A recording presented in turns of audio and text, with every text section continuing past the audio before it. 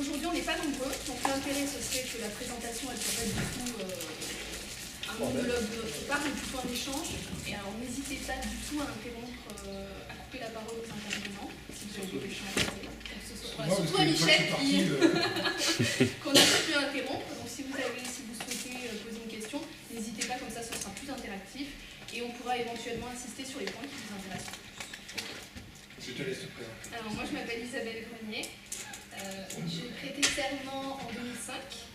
Donc j'ai travaillé pendant 4 ans comme collaboratrice dans un cabinet généraliste. Et quand je me suis associée avec ma sœur jumelle, parce que j'ai la particularité d'avoir une sœur jumelle, pour ceux qui me connaissent. Et quand on s'est installé, on a repassé la spécialisation par rapport à ce qu'on avait fait à la fac, donc en droit de la propriété intellectuelle et droit des nouvelles technologies. Voilà, donc on a notre propre cabinet depuis 2009. Et là, effectivement, on est toujours, nous, en phase de réflexion. Donc c'était pour ça aussi que c'était intéressant d'essayer de réfléchir ensemble. C'est comment se développer, comment optimiser nos cabinets et le développement de nos clientèles. Avec collaboratrice, collaborateur? Non, alors nous, on avait une secrétaire qui nous a quittés. Et du coup, là, pour l'instant, on n'est que tous les deux. On n'aurait pas quelqu'un en secrétariat? Non, je suis pas là. De quoi? Ah, voilà. Donc moi, je suis Michel Herrère, je suis le gérant d'un cabinet aussi, mais qui est une société qui s'appelle Jury Management. Et comme son nom l'indique, on accompagne une clientèle exclusivement constituée de cabinets d'avocats sur la France entière, mais également dans d'autres lieux. Et nous sommes ce que j'appellerais un full service pour l'avocat, c'est-à-dire que nous avons la capacité d'accompagner en matière d'organisation, de management, de gestion, de contrôle de gestion, de finance, de valorisation, de marketing, de com, de stratégie. Bref, ce qu'on pourrait...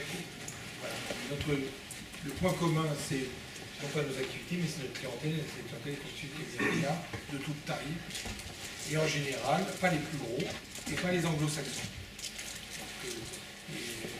Se dire, mais ce genre d'intervention n'est valable que dans les très grosses structures, ce n'est pas tout à fait exact, parce que les grosses structures ont professionnalisé depuis longtemps un certain nombre de tâches, de fonctions, qui ne sont plus du ressort des avocats ou des associés, mais qui sont auprès d'un secrétaire général, auprès d'un DAF, auprès d'un responsable des ressources humaines, etc. Donc, on a plutôt comme clientèle des petites et moyennes structures. Quant à moi, je vais avoir triple casquette, on va dire, celle de directeur associé donc pour Xelia, qui connaît plus en milieu avocat sous la marque Diapaz. Donc on va dire tout ce qui est système d'information, nouvelles technologies pour les avocats, pour essayer de donner un petit peu ce qui se passe dans cet écosystème et en quoi ça peut être des outils opportuns pour vous. J'essaie de faire part, si besoin était, aussi de ma particularité, vu que je suis directeur marketing et stratégie, ça peut être aussi des outils utiles pour les entrepreneurs avocats. J'ai aussi la chance d'avoir eu quelques années entrepreneur, aussi pour faire part éventuellement de quelques expériences à ce périmètre qui peuvent s'appliquer à vous.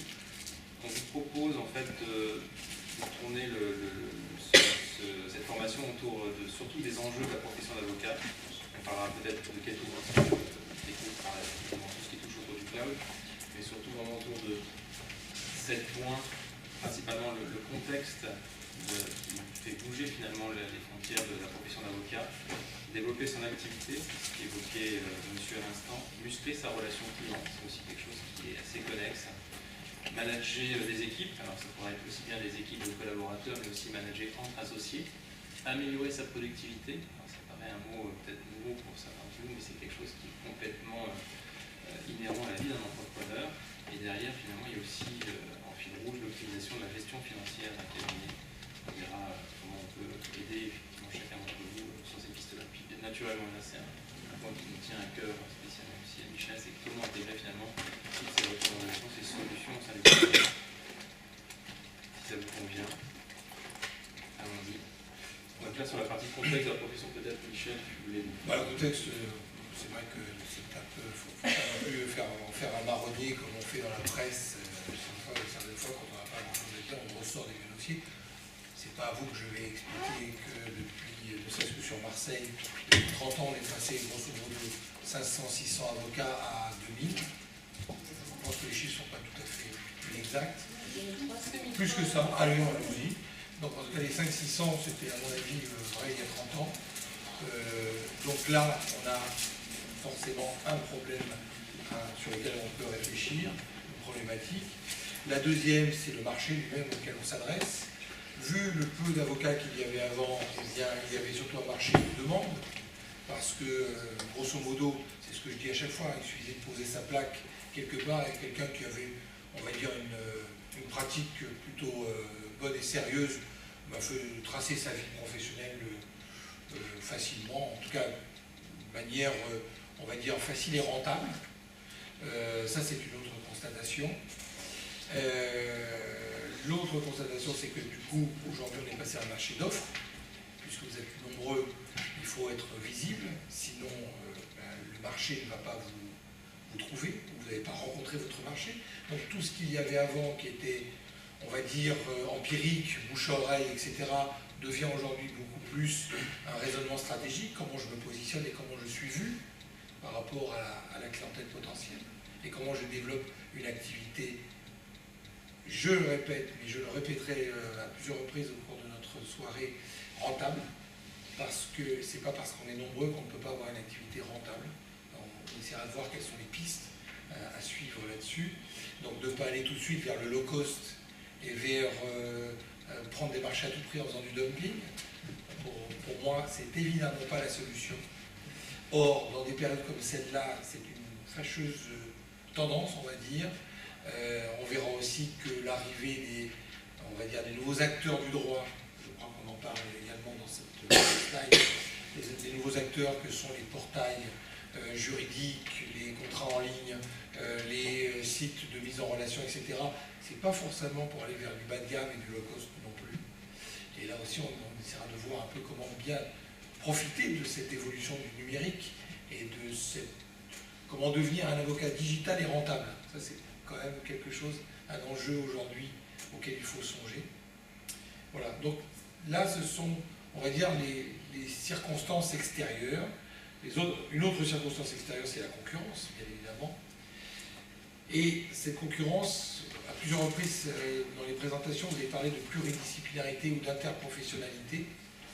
Et je crois qu'il faut réfléchir, en effet, en marketing, Jamie est bien placé pour savoir, on parle toujours de opportunités-risques.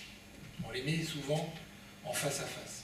Et quand on parle de pluridisciplinarité ou d'interprofessionnalité, la plupart des avocats ont une réaction un peu de frilosité qui dit c'est un danger pour moi parce que les experts comptables, ils ont une fâcheuse tendance à aller un peu voir ailleurs, en dehors de leur sphère immédiate de compétences et à essayer de prendre des parts de marché. Les notaires, c'est pas loin. Donc il y a plusieurs acteurs comme ça qui viennent un peu sur notre marché. Donc voir également avec vous, réfléchir sur comment aller sur le marché des autres, déjà, ou comment partager ce marché intelligemment en essayant de trouver des synergies et d'aller peut-être développer de l'interprofessionnalité. On verra également que c'est une des pistes aujourd'hui à suivre. Donc voilà, donc le marché aujourd'hui, il est le suivant, 4 à 5 fois plus d'avocats qu'il y a 30 ans, des professions qui se croisent sur le marché du droit parce qu'il y a une libéralisation et que le périmètre du droit est de plus en plus, on va dire, flou, l'interaction entre les professions, mais on revient en fait quelque part à une situation qui existait avant, bien avant, 91, ça rappelle quelque chose, aux plus anciens certainement, mais qu'est-ce qu'il y a eu en 91 ? La fusion entre les conseils juridiques et les avocats. Et à cette époque-là, il y avait déjà eu ces problématiques, parce que les conseils juridiques étaient souvent partenaires de cabinets d'expertise comptable. Je parle sous votre contrôle. Il y avait des fiduciaires, il y avait des associations dans lesquelles, dans le capital des SARL de conseils juridiques, il y avait une participation d'experts comptables. En fait, au moment de la fusion avec les avocats, on a de ce côté-là de l'interprofessionnalité régressée, puisqu'on a dit il faut se séparer. Il faut maintenant se développer séparément. Donc il y a eu comme cela un changement dans les comportements et quelque part on a fait naître cette concurrence qui n'avait pas trop lieu avant. Même chose avec les notaires. Notaires jusqu'en 91, je crois, même au moment de la fusion des conseillers juridiques et des avocats, les notaires étaient souvent des notaires d'entreprise et ils étaient détenteurs des registres, par exemple de sociétés. Ça a été jusqu'à une certaine époque. Mais ils ont disparu de ce périmètre au profit des conseils juridiques. Et donc c'est pas la première fois qu'on voit comme ceci des grandes manœuvres à travers ce qu'on appelle le marché du droit. Et il y a déjà eu ça précédemment. Et ça a été géré en son temps. Ça n'a pas été une catastrophe. Le contentieux, même s'il n'y a pas eu des mariages heureux, mais le contentieux et le conseil se sont, dans certains cabinets, bien mariés. Dans d'autres, ça n'a pas été une super réussite, mais ça a eu lieu. Et les professions se sont rapprochées. Donc aujourd'hui, on est à une nouvelle époque, un nouveau stade d'évolution. Et je crois que la première chose, c'est de se dire, il ne faut pas en avoir peur, il faut essayer d'en profiter au contraire. Et d'en profiter pour mieux affronter ce marché. Alors, la question qui se pose, c'est bien évidemment la question de comment je vais m'adresser à ce secteur, à ce marché. Ce qui m'étonne beaucoup, mais peut-être que c'est la nature, c'est que après la collaboration, en tout cas vous qui êtes présents ici, bah pour la plupart vous vous êtes installés, vous ne vous êtes pas associés. Vous êtes à la rigueur regroupés dans des cabinets pour partager des locaux, pour partager des moyens, mais personne ne me dit, bah moi j'ai trouvé des autres collaborateurs et on a fondé ensemble une structure d'exercice. Ça c'est la première interrogation. Pourquoi? Peut-être un retour... allez-y. Enfin, pour ma part, lorsque j'écoute mes confrères et collègues, il y a une certaine frilosité. Il y a une certaine frilosité parce qu'ils estiment qu'il n'y a pas de... Voilà, il n'y a pas de garantie et il y a la peur de l'inconnu, se jeter dans le vide.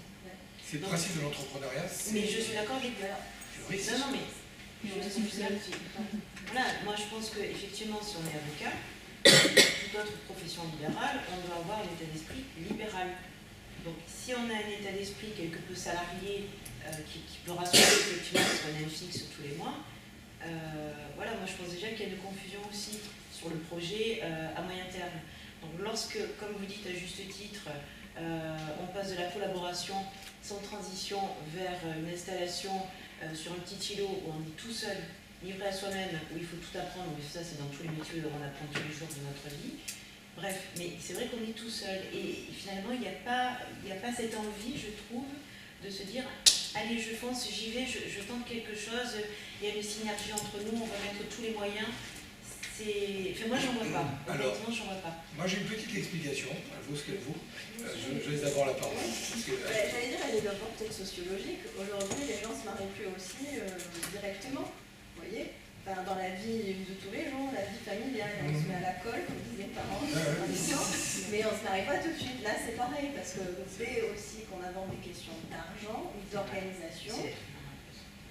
D'ailleurs, moi, j'appelle ça le couple professionnel, hein, que ce soit un collaborateur, un associé ou autre. J'estime qu'avec tout le temps qu'on partage avec cette personne et la dynamique ou la direction qu'on vise, pour moi, ça s'organise de la même façon qu'un couple sentimental, on va dire. Donc, je pense que déjà, les choses ont changé. Pour ma part, quand j'ai quitté, je suis partie avec des consoeurs. Avec le but, on s'est mis en SCM pour partager les moyens, mais avec l'idée que si ça se passait bien, on s'associerait aussi en exercice, en voyant quelles étaient les synergies possibles. Alors comme c'était pour tout le monde un développement cabinet ou d'installation, c'est compliqué parce que même si on se dit je vais pas faire ma discipline, comme on doit manger à la fin du mois, ben, finalement on accepte les dossiers, on ne joue pas franc jeu. Au bout de 4 ans, on est venu me chercher pour m'associer à un plus gros cabinet qui était déjà installé. Je suis partie dans les locaux, mais la question c'était l'intégration d'un nouvel associé dans un cabinet qui historiquement déjà avait des associés. C'est-à-dire que la démarche, la volonté, on peut l'avoir, mais après déjà, est-ce qu'on partage la même façon de voir la clientèle? Est-ce qu'on partage la même façon d'exercer ce métier? Est-ce qu'on a le même rapport à l'argent? Parce qu'au bout du compte, on veut être libéral pour la liberté que ça procure en sens d'organisation de son temps, avec sa vie familiale, ses intérêts privés, etc. Mais on a tous envie aussi de bien gagner notre vie, puisqu'on nous a fait croire qu'avocat, on devait bien gagner notre vie aussi. Il y a des profondeurs quelque part. Ça, c'était les dentistes, hein, c'était la filière dentaire. Non, moi, c'était médecin dentaire. On a quand même toujours... On nous a promis un métier à vie, pour être très clair, qui était bien rémunéré. Aujourd'hui, on est en train de nous dire non seulement il n'est peut-être pas la vie parce qu'il est en train de bouger, et en plus il faut vraiment avoir une démarche nouvelle, celle de vos clients, des entreprises pour pouvoir justement bien gagner sa vie. Sinon, on risque d'être peut-être malheureusement dans ceux qui ont plus de difficultés. Quand même beaucoup de contrats. Enfin, c'est aussi typiquement Marseille, parce que là on est beaucoup à venir de Paris. Enfin, moi j'ai pas exercé à Paris, mais j'étais dans mes stages avocat, je suis UFB Paris, donc dans des gros cabinets. Quand je suis arrivée à Marseille, j'étais atterrée de voir le nombre de petits cabinets. Et d'ailleurs, c'est légitime que tous on ait envie de s'installer derrière une collaboration pour être à son compte, ne plus avoir à rendre compte justement. Mais la difficulté, c'est qu'on est trop nombreux et qu'au lieu de... Et chacun prend ses petites miettes. Alors vous avez plein de petits cabinets qui font du 30 000, 40 000, 50 000, plus pour certains. Et à un moment donné, ça stagne. Si on mettait en commun, alors la question, ce qui m'intrigue, c'est quand vous dites, si on se regroupe, on peut aussi faire de la rentabilité, c'est-à-dire que ça passe du postulat. Moi, j'avais toujours l'idée que plus on serait nombreux, plus on pourrait gagner de l'argent. Et quand j'ai failli m'associer, on m'a dit, ben non, tu vas peut-être moins gagner que quand tu es un individuel. Alors, est-ce qu'on est un individuel pour ça ou pas? Ça aussi, c'est une question. Oui. C'est un peu une banalité, mais je pense qu'en fait, une des explications, c'est pas la seule, c'est qu'en fait, pour être associé, il faut être intelligent. Ce que je ne suis pas forcément, par exemple. Et ça, maintenant, je commence à m'en rendre vraiment compte, si vous voulez. Donc, il y a deux cas de figure, si vous voulez. Soit, de toute façon, ce que je viens de dire comme postulat de départ, c'est toujours vrai. Et puis après c'est vrai qu'il y a des variantes. Soit il y a l'historique de cabinet, le père ou le grand-père était déjà avocat, il était donc déjà assez bon parce qu'il était déjà associé, etc.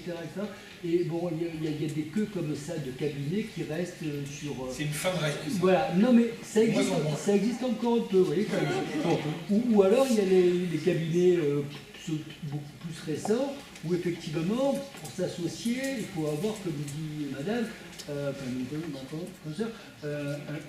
gâteau partageable, et pour qu'il soit vraiment partageable, donc, et de ne pas tirer la couverture à soi malgré les bonnes volontés de départ, il faut effectivement être très bon dans une matière, ses confrères associés très bons dans une autre matière, et donc on revient aux critères de l'intelligence, si vous voulez. C'est aussi simple que ça, malheureusement. Malheureusement, c'est aussi simple que ça, et après tout suit, si vous voulez, le développement numérique, parce que pour être bon en informatique, il faut être intelligent, etc. Donc il n'y a pas tant que ça d'avocats intelligents, si je puis dire. Voilà. Mais je veux dire, je ne me mets pas dans la catégorie des intelligents. Oui, voilà, justement, c'est ça. L'intelligence, c'est pas essentiel, hein, non, ça, je suis pas... Je suis à la fin de mon œil, à votre avis. Si vous voyez ici... Non. C'est intéressant ce que vous dites. Excusez-moi, pour être plus simple, moi je crois qu'il faut partir du principe suivant. Si on s'associe, c'est que d'abord on doit avoir une affection sociétatis, premièrement de base. Deuxième élément, on apporte quelque chose. Voilà. Et à partir de ce moment-là, on peut créer une association, une société, ce que vous voulez. Cet apport, dans notre métier, il n'y a que deux choses qui sont apportées. Ou un apporte une clientèle, c'est-à-dire qu'il a une potentialité à drainer un ensemble de clients, et les uns et les autres. Hein. Et ce que peut aussi apporter quelqu'un qui peut s'associer, qui n'est pas un apport clientèle, c'est un apport de compétences et un apport de travail. Voilà. Et vous apercevez qu'effectivement, dans un cabinet, vous avez après, ça peut se cumuler, c'est évident. L'un peut être à la fois un apport de compétences plus un apport de clientèle. Mais nécessairement, c'est ces deux apports qui sont essentiels. Et vous pouvez avoir un cabinet dans lequel vous pouvez avoir une association dans laquelle quelqu'un n'a pas de client, mais il apporte un savoir, un travail, etc., une industrie, tout simplement, tandis que l'autre va apporter ceci, plus une clientèle. Et donc, l'intelligence, vous savez, quelquefois, j'extrapole, vous avez des gens qui passent un temps fou dans des bistrots et qui peuvent ramener une clientèle importante. Bon, voilà. Donc, je schématise volontairement. Non, mais moi je rejoins tout à fait, et je pense que c'est d'autant plus vrai aujourd'hui, avec la visibilité sur Internet, où aujourd'hui on n'est plus du tout jugé sur nos compétences, ou en tout cas on est sur un réseau faible, c'est-à-dire que si le client est content, il en parle un peu autour de lui, sauf que le réseau qu'il y a par rapport aux clients satisfaits, par rapport à une bonne visibilité sur Internet et des prix de n'importe quoi sur Internet ou autre, elle n'est pas concurrençable sur un travail qu'on fait au quotidien. Ça c'est évident. Et c'est pour ça que, à mon avis, l'intelligence, peut-être avant. Aujourd'hui, non. On peut, à mon avis, être tout seul dans son coin, être dans sa bagnole avec son téléphone et pouvoir gagner extrêmement bien sa vie si on est un super bon commercial et si on est capable d'avoir des éléments de visibilité. Alors, j'en suis persuadée. Moi, j'en suis pas si persuadé. Je vais essayer de vous donner des éléments parce que ça, c'est la tendance dont je parlais tout à l'heure, c'est-à-dire de dire, à minima, je vais pouvoir développer une super rentabilité parce que je vais m'éclater dans ma voiture, je n'ai même pas besoin de bureau et je vais tout faire en virtuel. Moi, ça, pour le métier d'avocat, j'y crois pas. Ou alors, on fait autre chose, on développe un site portail, on est intelligent, et 2 ans après, on le revend à un gros acteur du marché en faisant une super opération. C'est ce qu'on appelle les pure players sur le web. Mais c'est autre chose. Quand on est avocat, je pense qu'il y a quand même une constante aujourd'hui, c'est montrer sa valeur ajoutée et montrer sa technicité. Si on n'arrive pas à montrer ça, on va avoir beaucoup de mal. On va faire des coups, c'est peut-être possible, mais on ne va pas développer une activité pérenne. Alors, la première chose qui manque en général, et ce que vous avez évoqué le démontre, c'est que la plupart des avocats démarrent dans leur carrière professionnelle sans véritable projet. Ils n'ont pas de projet d'entreprise et ils ne construisent pas ce projet avec tout ce qui fait un projet d'entreprise, une étude de marché, l'élaboration d'offres ou de produits. Tout ce qui avant était purement empirique, aujourd'hui, doit être fait à partir d'éléments, on va dire, tangibles. Le projet d'entreprise, c'est la première chose. Pourquoi je fais ce métier d'avocat? Comment je souhaite le faire? Faire une analyse. Je vais vous raconter. Ce que disait Elsa aussi, c'est une question d'objectif. Des objectifs, absolument. Des objectifs. Je vais vous donner en plus, je vais essayer à chaque fois de donner des exemples, puisqu'on a l'avantage de faire un certain nombre de missions chez les clients, et on a des exemples de réussite. Et j'ai le cas en particulier dans la région ouest de la France, d'une de vos consoeurs qui, à 37 ans, a été collaboratrice d'un cabinet parisien en droit des sociétés, et qui un beau jour s'est dit, moi, j'ai plus envie de rester à Paris, j'ai envie de vivre, on va dire, une vie plus agréable avec mes 2 enfants, et je vais aller ailleurs. Mais au lieu de prendre le premier TGV venu parce qu'il y avait du soleil à tel endroit, elle a pris une carte et elle a dit, je suis en droit des sociétés, je vais y rester parce que j'aime bien la matière, et je vais faire une étude de marché, région par région, mais pas spécialement de point d'atterrissage. Et elle a vu que dans la région ouest, il y avait un nombre considérable d'entreprises indépendantes, et non pas de grands groupes internationaux, et des entreprises familiales ou des entreprises industrielles et familiales. Et elle s'est dit, tiens, si je vais à Nantes, par exemple, je vais pouvoir déjà avoir une base de clientèle potentielle intéressante. Et une fois qu'elle est arrivée sur place, elle a commencé à développer des relations, des contacts, tout ce que vous pouvez imaginer comme syndicats professionnels, syndicats d'entrepreneurs, etc., etc. Elle n'avait pas de famille, elle n'avait pas de relation avec cette région. Au bout de 10 ans, c'est pas 2 ans, 10 ans, elle est aujourd'hui à la tête d'un cabinet où elle a 3 collaborateurs et elle fait plus d'1,5 million de chiffre d'affaires. En partant de 0. Parce qu'elle a su, avec une méthode, une étude de marché, voir ce qui manquait dans une région et ce qu'elle pouvait apporter de nouveau. Donc la première chose, c'est ne pas se dire bah, je prends des locaux et je m'installe avec des copains et des copines de fac, parce que ça, c'est pas un projet. Je suis désolé de vous le dire, mais c'est pas pour moi un projet. Pourquoi? Parce que tout simplement, si vous vous installez, même si vous avez des idées de synergie, et qu'a priori ça peut fonctionner, ben, comme vous le disiez justement, il va falloir alimenter et gagner sa vie au quotidien. Or, sa vie au quotidien, c'est fait de dossiers que l'on va chercher dans son réseau familial, dans son réseau amical, par des rencontres, etc. Et quelque part, on va être opportuniste. On va progresser par opportunité. Certains diront c'est un avantage. Combien d'avocats ont dit moi, la clientèle que j'ai faite et ma spécialité, je l'ai trouvée dans les premiers clients que j'ai rencontrés. C'est eux qui ont forgé ma spécialité. Ce n'est pas ma formation. J'étais formé sur tout à fait autre chose et j'ai rencontré par hasard tel et tel type de client et il s'avère que j'ai du coup fait ma clientèle et ma spécialité avec ça. Mais aujourd'hui, ça, c'est, on va dire, c'est insuffisant. C'était vrai quand il y avait peu d'offres. Aujourd'hui, il y a de l'offre, donc il faut être plus, on va dire, systématique dans sa réflexion, son plan de... Donc ça, c'est, pour moi, c'est le premier paramètre, c'est d'avoir un projet, un plan. Qu'ensuite, on aille rencontrer des confrères ou des consoeurs en disant, voilà mon projet d'entreprise, tel que je le conçois, est-ce que ça t'intéresse? On peut le construire ensemble, mais moi je démarre avec un projet. Et ça, je crois que c'est aujourd'hui nécessaire. Un autre exemple que je peux vous donner, on parle de plus en plus aujourd'hui de réseau de cabinets d'avocats. C'est une autre opportunité. Je souhaiterais que vous attirez votre attention sur cette opportunité. Il y a de plus en plus de jeunes avocats qui, une fois qu'ils ont commencé à développer une activité, en particulier dans le droit des affaires, mais pas que, se disent ça serait bien qu'on trouve des confrères dans les différentes métropoles pour pouvoir développer ensemble un maillage et développer des clients qu'on ne pourrait pas développer tout seul ou avoir des moyens qu'on ne pourrait pas avoir tout seul. Et j'ai le cas de plusieurs réseaux comme ça qui se sont constitués en 4-5 ans de jeunes avocats qui ont monté un maillage et qui sont aujourd'hui présents à travers un cabinet structuré dans 7-8 grandes villes en France. Qu'est-ce qu'ils partagent? Ils partagent des moyens, de la communication, une marque, etc., des pratiques.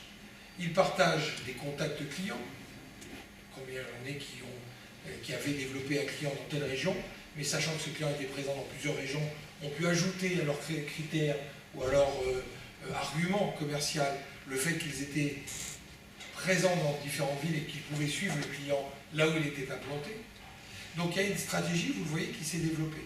Et là aussi, au bout de 5-6 ans, ils ont pu développer une pratique avec des jeunes confrères qui s'étaient installés. Le meilleur exemple aujourd'hui, c'est sous un autre modèle, mais est-ce que vous connaissez l'agence des nouveaux avocats? Vous avez entendu parler? Oui, c'est ton frère qui... Alors moi j'ai surtout entendu parler de ça. Voilà, alors, vous avez entendu? Alors ce qui est marrant, c'est que vous entendez parler. Non, parce qu'il y a eu une décision qui a été largement commentée, justement voilà. Sur la publicité, sur les mentions que tu as le droit ou non de faire figurer sur ta vitrine. Et comme ça a été considéré comme de l'information professionnelle, comme une plaque. Exactement. Donc ça a été au-delà de la plaque, parce que certains... Il y a plusieurs comportements, vous voyez. Il y a ceux qui vont essayer de préserver quelque part leur activité. En tout cas, ça leur fait de la pub. Certains protectionnistes, oui, mais ils ont fait des gains de cause et ils sont présents dans 15 villes en France aujourd'hui. D'accord? Résultat des courses, ils avaient un modèle, ils avaient un projet, ils ont été présentés à un certain nombre de confrères qui se sentaient un peu isolés dans telle et telle ville. Ils ont ouvert des boutiques en cœur de ville, dans la rue piétonne de préférence, avec un concept, ouvrons le droit le plus largement possible, il suffit de pousser une porte. C'est très malin comme concept. Donc aujourd'hui, résultat des courses, ils sont présents dans 15 villes et ils viennent faire une première levée de fonds d'1 million d'euros auprès de confrères, pas auprès du marché, ça ils n'ont pas le droit, mais auprès de confrères. Et des confrères qui n'étaient pas présents dans le cabinet, qui ont investi, et leur critère c'est de dire, enfin leur modèle, c'est de dire, nous sommes l'avocat de proximité, donc pour les personnes physiques, pour les problématiques de droit de la famille, les petits commerçants, etc., ils vont pousser notre porte et ils vont venir nous consulter. Je ne dis pas qu'ils vont être forcément super rentables tout de suite, mais ils ont un modèle, ils ont un concept et ils l'ont proposé à des confrères. Donc l'idée de dire créons ou ayons un projet d'entreprise, aujourd'hui, ça doit primer par rapport à tout le reste. Et quand vous disiez l'envie d'aller avec un tel, c'est pas forcément le seul critère.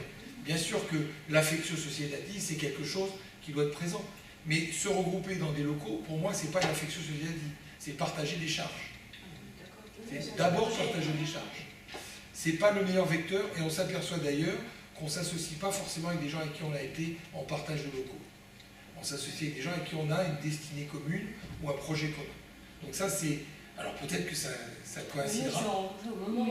Voilà, c'est ça. Mais vous êtes arrivé par le plus petit commun dénominateur. Mais c'est déjà pas mal par rapport à des installations de manière isolée et solitaire. C'est un premier pas. Mais ça ne suffit pas. Il faut donner vie à votre projet. Et il faut prendre du temps pour vous, si vous avez envie d'aller plus loin, mais je n'ai pas peut-être qui pourra intervenir là-dessus, mais vous mettre ensemble et réfléchir, prendre du temps pour réfléchir à un éventuel projet commun. Alors après, il y a des données. Vous parlez de l'exemple de cette sponsor parisienne devenue nantaise qui a carrément déterminé sa mobilité en fonction de son projet de développement, d'installation, etc. Pour parler de nous trois qui sommes toutes de Paris, on a démontré que la mobilité ne nous faisait pas peur. On tente d'investir des domaines du droit. Alors c'est peut-être en revanche ce que vous disiez en termes d'opportunisme, de dire bah, tiens, ce client-là c'est quand même pas mal, c'est un domaine du droit que je ne côtoie pas tous les jours, mais ça peut me permettre éventuellement de développer en termes de compétences quelque chose de nouveau. Mais à partir du moment où on est dans un constat où cette mobilité on l'a faite, on est arrivé à Marseille, on a traversé la France, on est au sein du 3e arrondissement de France. Excusez-moi, juste une précision. Vous êtes venu, pas besoin d'entrer dans le détail, mais sur quels critères pour venir à Marseille? Alors, c'est simple, suivi de conjoint. Toutes les ondes. C'est absolument rien à voir. Pour moi, c'est pas un projet. Enfin, si, c'est un projet de vie. C'est un projet de vie. C'est pas un projet d'entreprise. On bouge. Non, absolument pas, mais ça, je veux pas dire. On va pas le contester.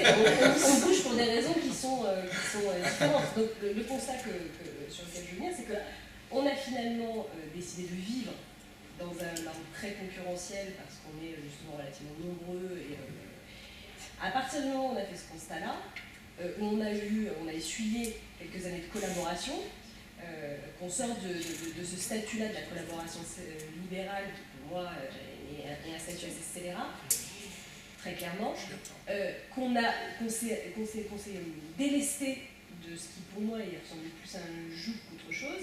À partir du moment où on est installé sur notre palais dans notre bureau, qu'on est tout seul, se dire, bon maintenant que je suis tout seul et que je suis libre et que je fais ce que je veux, je vais devoir maintenant me mettre dans l'idée de m'associer, de m'engager avec d'autres dans une perspective qui n'est pas forcément claire, etc. Évidemment que ça crée des craintes, et c'était juste pour répondre aussi à ce que vous disiez tout à l'heure, pourquoi est-ce qu'on ne s'associe pas? C'est aussi ça, c'est que tous en général, quand on sort de l'école d'avocat, la première perspective qu'on a, c'est la collaboration libérale. Une fois qu'on y est passé et qu'on arrive à s'en sortir pour finalement s'installer, c'est compliqué de se dire, bon ben maintenant on va s'associer, on ne sait pas comment, on ne sait pas faire. Et effectivement, on est pris par le quotidien de l'entreprise individuelle. Donc on est pris dans ce quotidien-là. Donc avoir une vision d'ensemble à ce moment-là, c'est très compliqué. Très compliqué, mais c'est un challenge, c'est indispensable. Ouais, Vos clients, vous les avez de quelle façon? Qu'est-ce qu'ils viennent chercher? Alors, on parlait de moi, les clients que j'arrive à attraire, en réalité, c'est souvent, alors déjà, beaucoup de bouche à oreille, soit des clients pour lesquels j'ai travaillé quand j'étais collaboratrice libérale, qui, parce qu'au final, nous sommes au contact des clients, vous ont retenu comme étant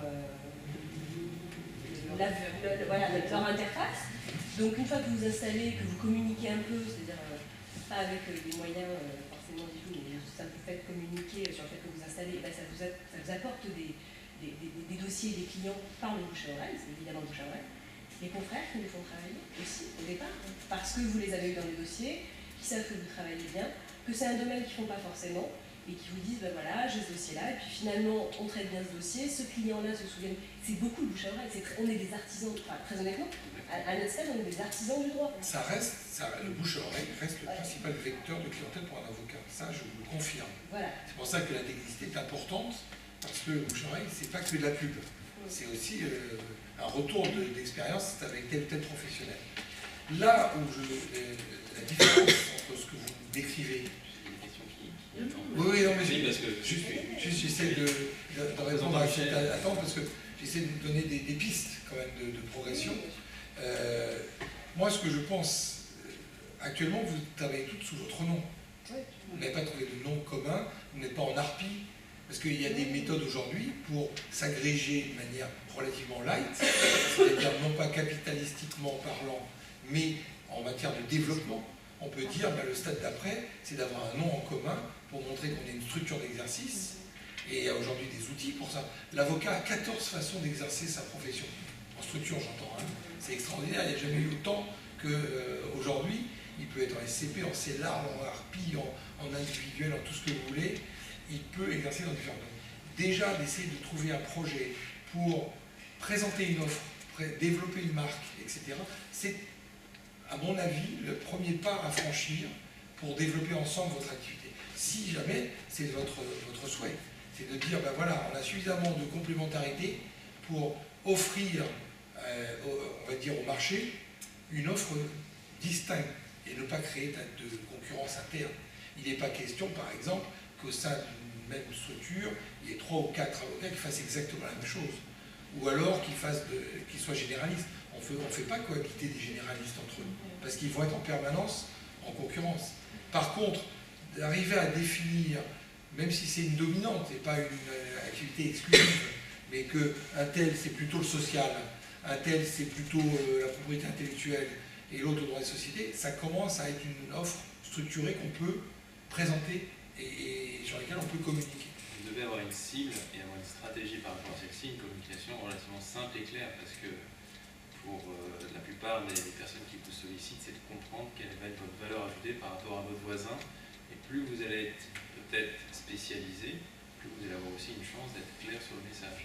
Et justement, vous faire recommander encore plus et d'utiliser les autres formes de communication plus efficacement. Je rebondis, mais très rapidement. Vous parliez de l'agence des nouveaux avocats.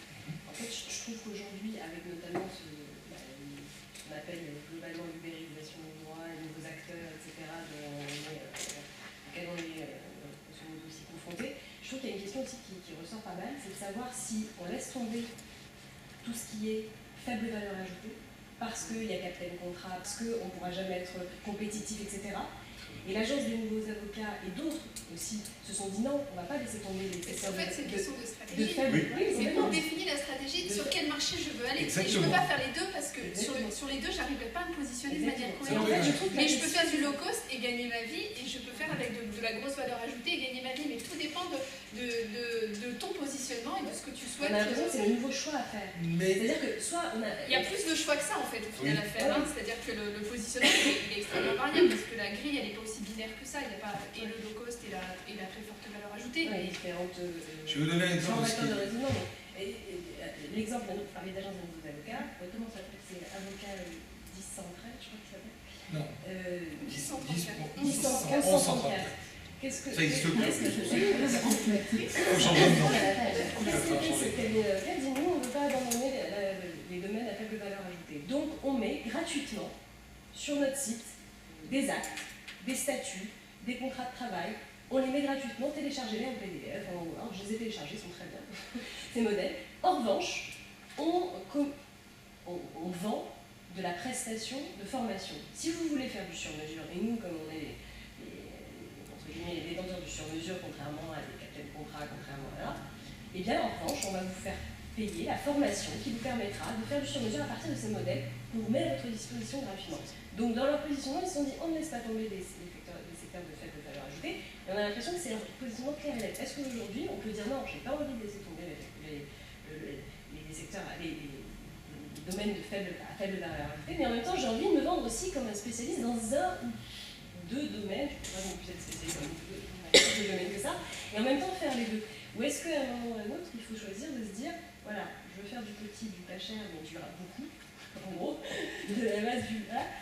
Ou est-ce qu'il faut vraiment se vendre en niche, en spécialiste? Je ne pense pas qu'il faut nécessairement se vendre en niche ou en spécialiste. Tu peux avoir une concordance de stratégie sur quelque chose, c'est simplement quel outil tu vas faire. C'est-à-dire que si tu mets, donc tu donnais l'exemple de 1134, où effectivement ils ont une base de données qui nourrissent, quel investissement ça va te demander pour faire ça, et après derrière comment tu vas pouvoir valoriser le nombre la visibilité que tu vas avoir.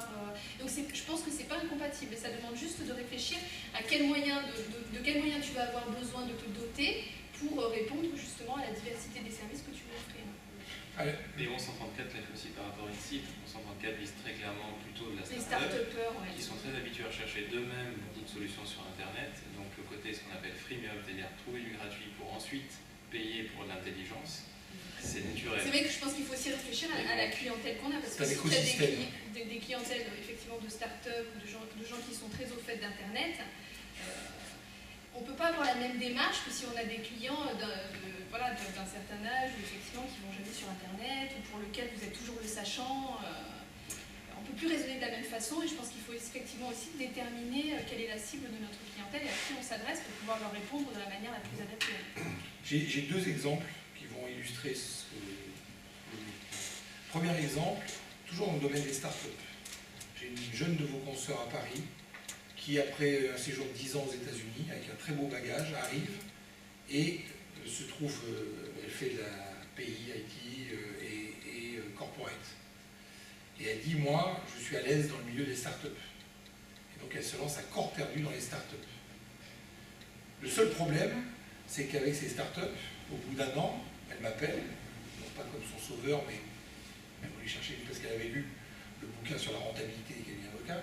Il dit, moi, je suis dans un milieu où je travaille jour et nuit. Ils sont tout le temps en demande, je travaille jour et nuit, etc. Je ne gagne pas ma vie. Je gagne pas ma vie. J'arrive pas à facturer, ils contestent mes factures, ils me mettent toujours en challenge avec quelqu'un d'autre. Bref, je suis dans un écosystème que j'aime beaucoup, mais qui voilà, n'est pas prêt à payer la prestation d'un avocat comme on pourrait la payer à forte valeur ajoutée.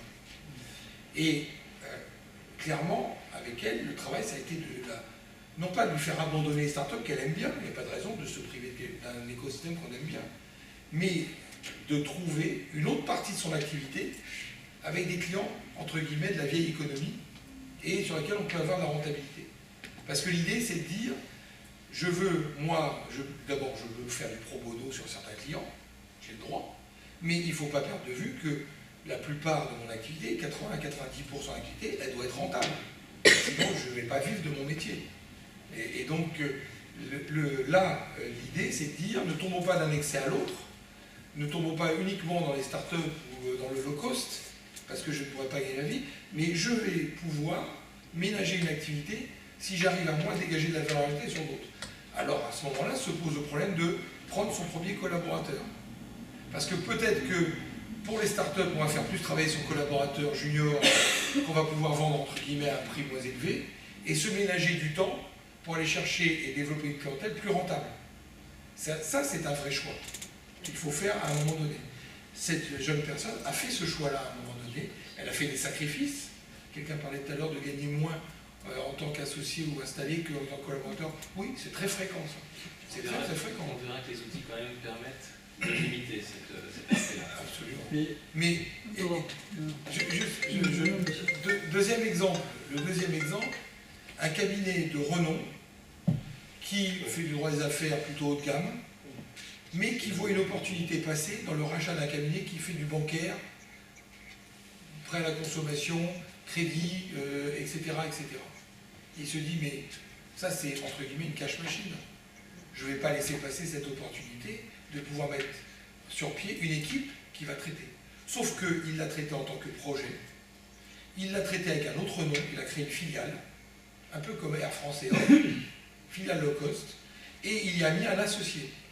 Et l'associé était responsable d'une unité de production qui faisait du bancaire. Par contre, il a mis les outils. Il a réduit les processus de travail, il a fait intervenir plus les équipes du client dans le processus de saisie des données, transfert des données. Il a automatisé un certain nombre de choses. Les outils, là, sont importants à ce niveau-là. Et il a créé sa filiale low cost. Mais à côté de ça, il a continué son activité sur le haut de gamme. Autre exemple, pour revenir à 1134, le cabinet Auguste de Bouzy, qui est un cabinet de renom, droit des affaires, il a créé, et là c'est purement du marketing, une activité start-up. Start-up, exactement. C'est même Start Me Up, non? Start-up, oui, pour ne pas tomber, c'était le titre des Rolling Stones. Donc, pourquoi ils ont créé cette activité? Pour se faire de la pub. Ils désignent par an 4 ou 5, je crois, sociétés, start-up, qu'ils sponsorisent. Mais c'est purement du marketing. L'activité principale du cabinet, elle reste une activité rentable. Donc, vous voyez que ne faut pas tomber non plus dans un travers qui consiste à dire attention, les captains de contrat et les boîtes qui travaillent en low cost vont nous bousiller le marché.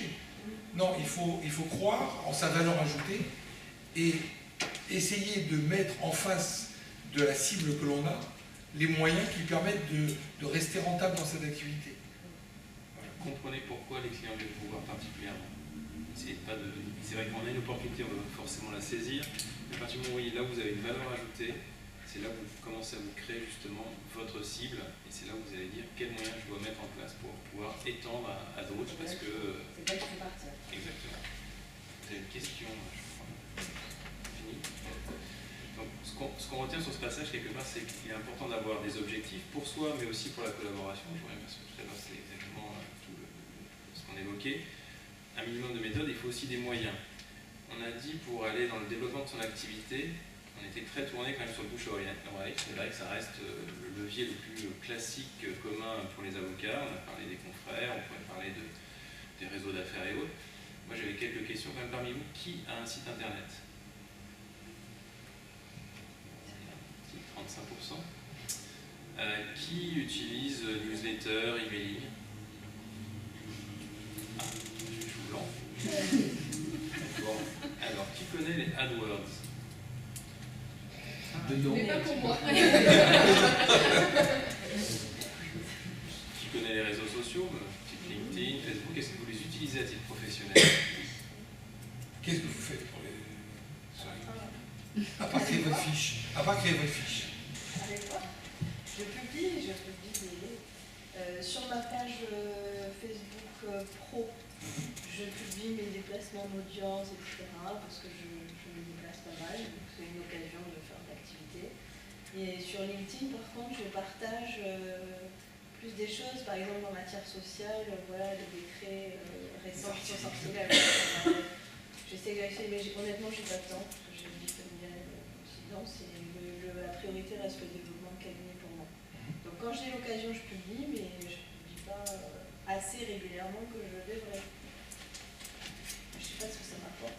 Alors, qu'est-ce que ça m'apporte? D'ailleurs, c'est ça l'idée. On ne sait jamais. Aujourd'hui, on ne sait jamais, mais il faut mesurer justement. On verra après que c'est la clé de voûte. Aujourd'hui, quand même, vous êtes, vous, à titre personnel, quand vous allez consulter votre banque ou les impôts, vous faites comment? Vous allez depuis un mobile, ouais. Parce qu'il y en a qui vont encore au guichet d'impôt. Dites-vous que vous, c'est vos clients. Donc vos clients, ils font la même chose. Donc effectivement, ce qui est compliqué, c'est qu'on ne vous a peut-être pas donné les outils initialement pour dire qu'il faut faire du web, il faut faire du newsletter, mais je fais quoi par rapport à ça? Qu'est-ce que je mets le plus? Est-ce que je fais effectivement beaucoup de réseaux sociaux? Ça me prend du temps. Est-ce qu'il faut vraiment que j'ai un site internet? Est-ce qu'on va me comprendre? Si vous avez déterminé une cible, vous mettez les moyens sur l'ensemble de ces réseaux digitaux, mais surtout que vous mesurez derrière, et vous allez pouvoir voir effectivement qu'est-ce qui marche le mieux pour vous. Il est probable que ce soit un petit peu un mélange un peu tout ça. Il ne faut pas tout entreprendre en une seule fois. Des étapes peut-être à respecter, surtout si on a un individuel, mais clairement, dites-vous que vos clients sont comme vous. Donc, ne pas être présent sur Internet, c'est déjà un certain frein. Il y a une étude de marché qui a été faite par le Village de la Justice il y a quelques temps sur les choix des entrepreneurs, des petites entreprises plutôt, comment choisissent-ils leur avocat. Et c'est assez intéressant parce que très rapidement vient, après le caractère opérationnel de ces recommandations, vient la connaissance qu'il a de notre métier. Et là, il y a aujourd'hui un phénomène qui se confirme de jour en jour, c'est que beaucoup de clients choisissent ou restent chez un avocat parce qu'il a une légitimité sur un secteur d'activité donné. D'ailleurs, vous verrez sur la plupart des sites internet aujourd'hui de cabinets qui évoluent que les avocats se présentent non pas forcément par le domaine du droit qu'ils pratiquent, mais par le secteur d'activité auquel ils s'adressent. Et on voit comme ça naître, vous parlez d'immobilier, on voit naître des cabinets qui, en partant de la construction, les assurances, dommages, etc., le classique, disent nous on va évoluer et faire venir des associés qui vont parler de baux commerciaux, qui vont parler de copropriété, qui vont parler de financement de projets immobiliers, etc., etc. Et petit à petit se créent des cabinets de niche sur des secteurs d'activité. Voilà une autre piste qu'il faut pouvoir envisager aujourd'hui quand on décide de développer un cabinet, c'est par rapport à un secteur d'activité, comment développer une activité rentable. Et là, on va s'apercevoir qu'il y a matière à développer des belles structures aujourd'hui, ou à l'intérieur de structures, on va dire des départements spécialisés, agroalimentaires, enfin il y a pas mal de domaines, hein. Et ça peut être aujourd'hui une piste de réflexion pour vous. Mesurer, je vais revenir quand même dessus parce que aujourd'hui très concrètement, moi je suis ravi parmi vous faire de l'évangélisation. La réalité c'est que derrière moi j'ai créé une campagne sur nos outils. Je sais combien j'ai investi ici pour venir, donc pour le transport, Denis, un de nos directeurs associés, Maxime, un de mes collaborateurs, et puis au bout de quelques temps, je vais voir un petit peu s'il y a aussi des retombées quelque part de cet événement. Pas tout de suite parce qu'il faut du temps sur chaque chose, mais je vais mesurer l'impact d'un événement comme celui-ci. De la même façon que je vais avoir mesuré l'impact de mes newsletters, mes retours sur mes sites internet, sur les variations. Donc c'est un peu un mélange de choses. Si vous êtes capable d'avoir en face de chaque action que vous menez une capacité de suivi court, moyen et long terme, vous répondrez de vous-même à la question qu'est-ce qui marche le mieux pour moi par rapport à ma stratégie. Ça veut dire que c'est quand même Vous savez, quand nous, tout ce qu'on appelle encore les nouvelles technologies, mais ça finit par plus des nouvelles technologies, mais aujourd'hui, il y a beaucoup de cabinets qui se sont développés avec, là, c'est des cabinets niches pour le coup. C'est très intéressant ce qui se passe là-dedans, ça m'intéresse au premier plan, sur tout ce qui est IT, digital, données personnelles, etc. Il y a un foisonnement d'acteurs solo qui ont créé un blog, qui ont créé des pages internet, qui sont dans des think tanks, etc., et qui diffusent de l'information. On parlait de diffuser de l'information. Et leur rôle aujourd'hui, leur mission, c'est de diffuser cette information. Pourquoi? Parce qu'ils vont représenter quelque chose en nombre de visites sur leur site, de lecteurs sur leur blog, d'articles, etc. Et aujourd'hui, certains cabinets, en l'occurrence quelques cabinets parisiens, parce que nous on fait aussi du rapprochement, de la chasse d'associés, etc., nous ont demandé d'être particulièrement attentifs sur des profils tels que ceux qui développent de l'activité, même si aujourd'hui elle n'est pas rentable, même si ça représente 50, 100 000, 150 000 euros de chiffre d'affaires annuel, parce que ces cabinets-là se doivent de prévoir leur futur. Et leur futur va passer par l'introduction de nouvelles pratiques, de nouveaux domaines qui n'existaient pas il y a encore quelques années. Donc le rôle de ces cabinets, d'une certaine taille, ça va être d'être en veille sur le marché pour voir quels sont les nouveaux domaines de développement, les nouvelles pistes de développement. Donc là aussi, peut-être orienté sur des activités nouvelles et innovantes pour apporter peut-être dans le futur quelque chose à des structures qui existent, soit qui seraient en train de se créer ou de se développer. Juste à l'écran, là, vous avez quelques exemples de différents sites par rapport à des sites internet dynamiques. Il y a le cas de 1134 dont on a parlé, l'exemple des newsletters, de Twitter également. Certains avocats sont déjà suivis sur Twitter.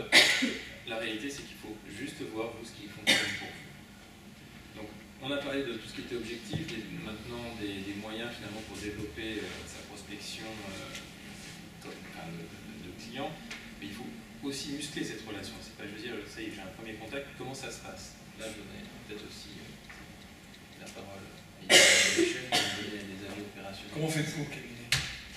Nous, avec votre tableau des prospects c'est ça. et des devises en cours. Alors, nous, on est l'exemple type que Michel citait tout à l'heure, c'est-à-dire que moi, quand je prêtais serment en 2005, d'abord j'ai un parcours universitaire classique et je pense qu'à l'université, on ne se prépare pas du tout au fait qu'on va être ce chef d'entreprise. Et donc, quand j'ai embrassé la profession, moi, je n'avais pas du tout de projet d'entreprise, ni de vision quelconque de l'entrepreneuriat. Donc, j'ai commencé comme collaboratrice et puis je me suis un peu installée par accident à la même époque que ma sœur. Donc, du coup, on n'avait pas particulièrement de projet d'entreprise quand on s'est... Après, nous, on a une facilité, c'est-à-dire que pour l'association, c'était tout trouvé parce que je pense que la majorité des associations capotent parce que les gens n'ont pas de projet, n'osent pas dire les choses et savoir ce qu'ils veulent. Alors que nous, finalement, on avait cette grande liberté de parole entre nous. C'est vrai qu'on s'est trouvé...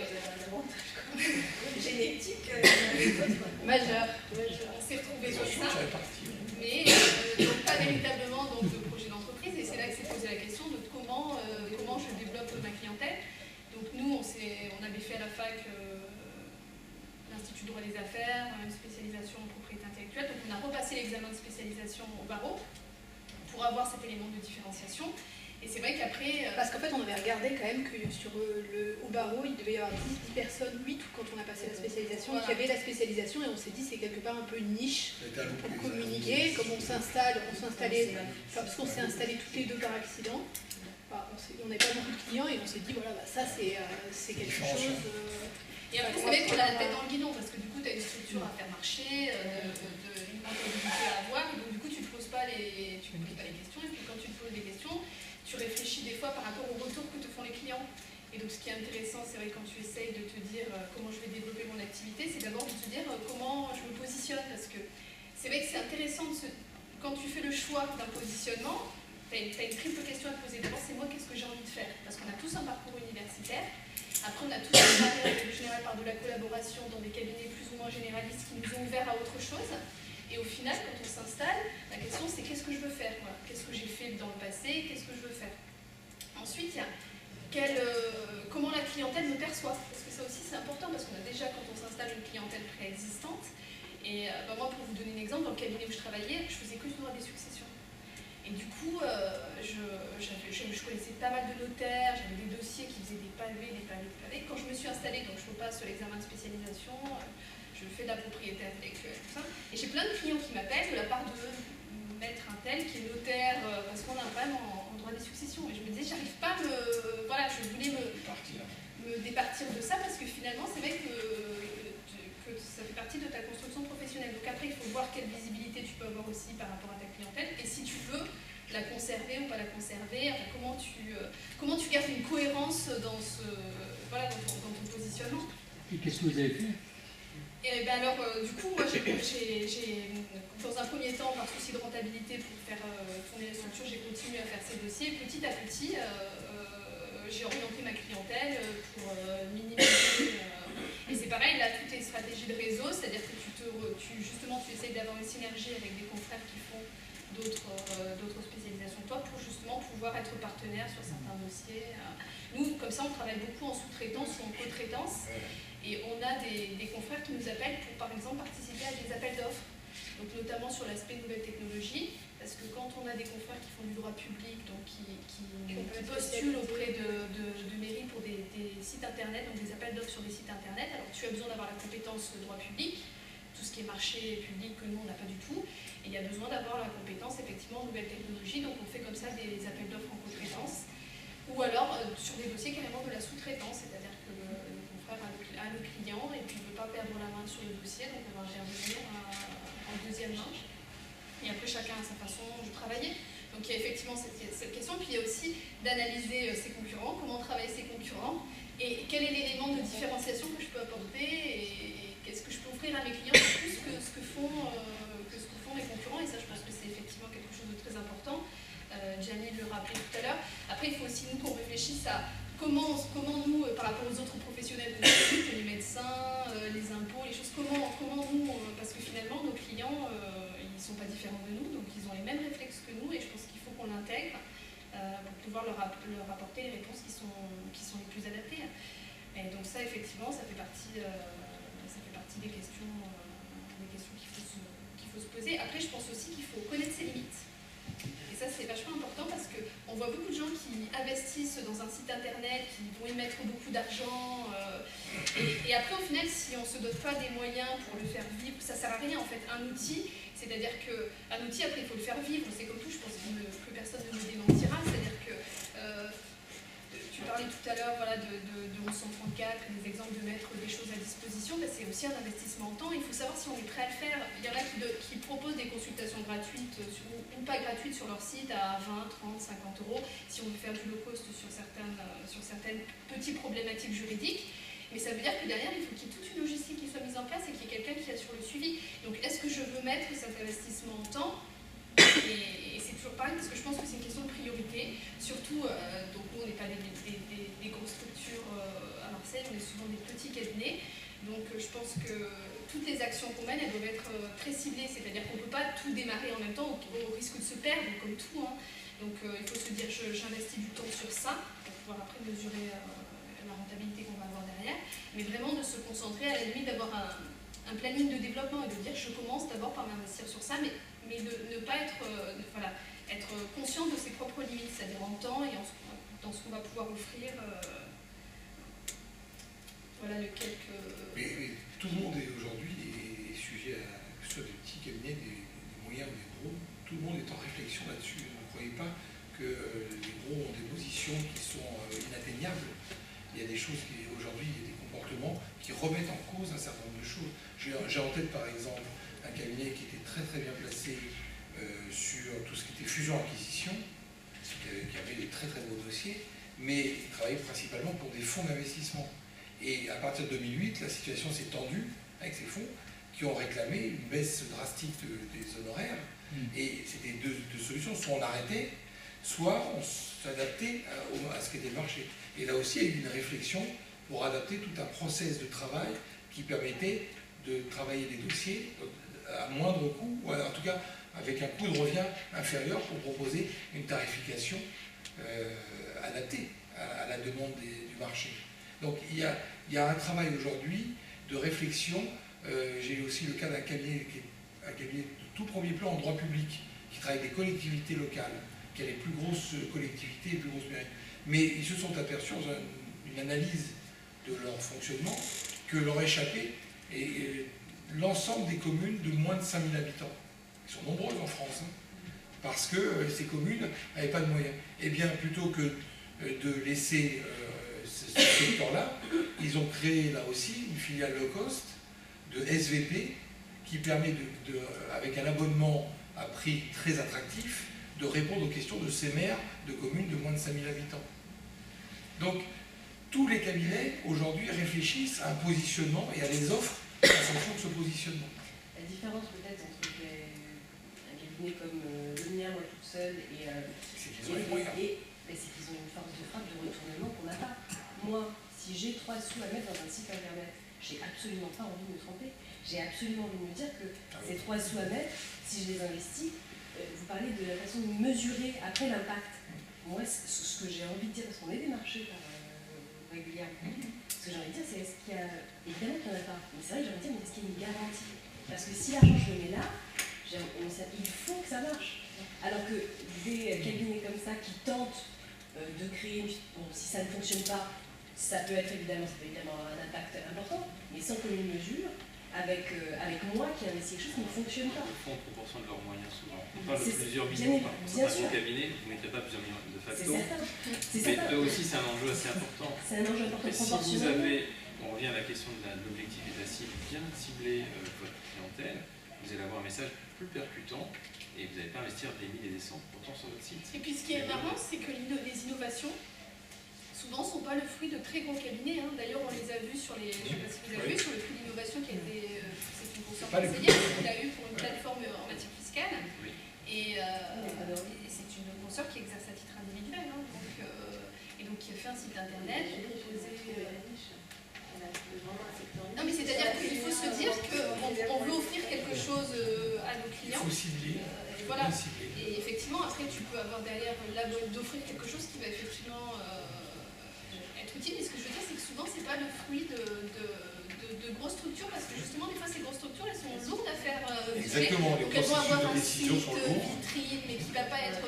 Alors que tout seul, finalement, des fois, tu peux arriver à faire quelque chose qui soit plus réactif, mieux t'adapter. Oui, je pense que c'est ça que la difficulté, c'est comme pourquoi on ne s'associe pas à des consorts de collab avec des gens, bon, hormis la chose au projet parce que ça personne notre vision de business plan ou autre, c'est que finalement on est tellement fragile sur notre propre activité, on n'a tellement pas de visibilité sur la viabilité de notre activité, que comment s'enchaîner avec quelqu'un qu'on peut faire couler par notre propre échec, et comment décider d'investir de l'argent sur des choses sur lesquelles on n'est pas sûr d'être rentable, et sur cet argent qu'on n'est pas sûr le mois ou dans les 3 mois à rentrer. Et c'est vrai que notre activité sur ça, quand on n'a pas de clients de mensuel, même s'il y a des clients qui reviennent et tout ça, on n'est pas sûr, voilà, de se dire, bon, dans 3, j'ai une visibilité sur 1 mois, 2 mois, mais voilà, et c'est vrai que pour nous, c'est très compliqué d'avoir cette vision-là, de se dire, voilà, dans quoi il faut que je passe mon temps, sur quoi il faut que j'investisse financièrement, parce que du temps, je peux essayer d'en dégager, mais au final, voilà. Donc c'est vrai que c'est compliqué pour nous, je pense, on a cet impératif argent vraiment au départ, quand on se lance, et de se dire, voilà, les choix que je fais moi, ils vont m'handicaper moi. Si on est plusieurs, ça va impacter les autres. Et donc, oui, c'est vrai que pour nos clients investissent de l'argent. On a des clients, moi je l'ai bien vu, qui créent des sites internet, qui vont investir de l'argent, et puis effectivement, ils sont pas sûrs que ça. Ils sont pas sûrs que des avocats. Ils dépensent de l'argent. Oui, je crois que vous êtes en train de parler de quelque chose. Mais ils savent pas si derrière ça va marcher.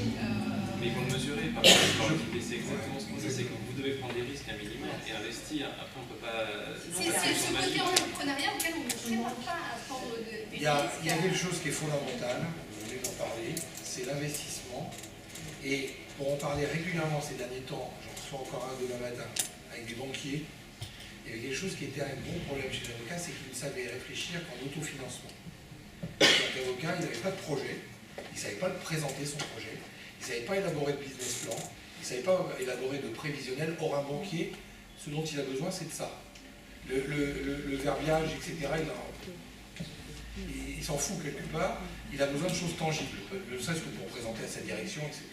Aujourd'hui, les choses sont en train d'évoluer, sachez-le. Il y a des projets qui concernent les développements de nouvelles offres ou autres qui sont pris en charge par des financements. Et quand on présente un projet, on peut être financé. Et financer le besoin en fonds de roulement, ou financer, quand on s'installe par exemple, qui pense à financer son besoin en fonds de roulement? On pense à acheter sa table, son ordinateur, etc. Mais les premiers mois dans lesquels on va galérer avant de rentrer les premiers chèques de règlement, on n'y pense pas. Donc il y a vraiment besoin là, chez les avocats d'avoir un changement dans la réflexion. L'argent n'est pas cher. Mais c'est surtout que là, ça parle vraiment d'une problématique qui nous est pas... Parce que nous, on a des études universitaires où à aucun moment, on nous a dit c'était même tabou. Enfin, moi, quand j'ai fait mes études, et franchement, je suis quand même relativement jeune. C'est grossier. Non, mais il fallait pas parler, il fallait quasiment pas parler d'argent. Et donc, encore moins, tu n'étais pas entrepreneur, tu n'étais pas commerçant, on était avocat. Donc, c'était vraiment quelque chose.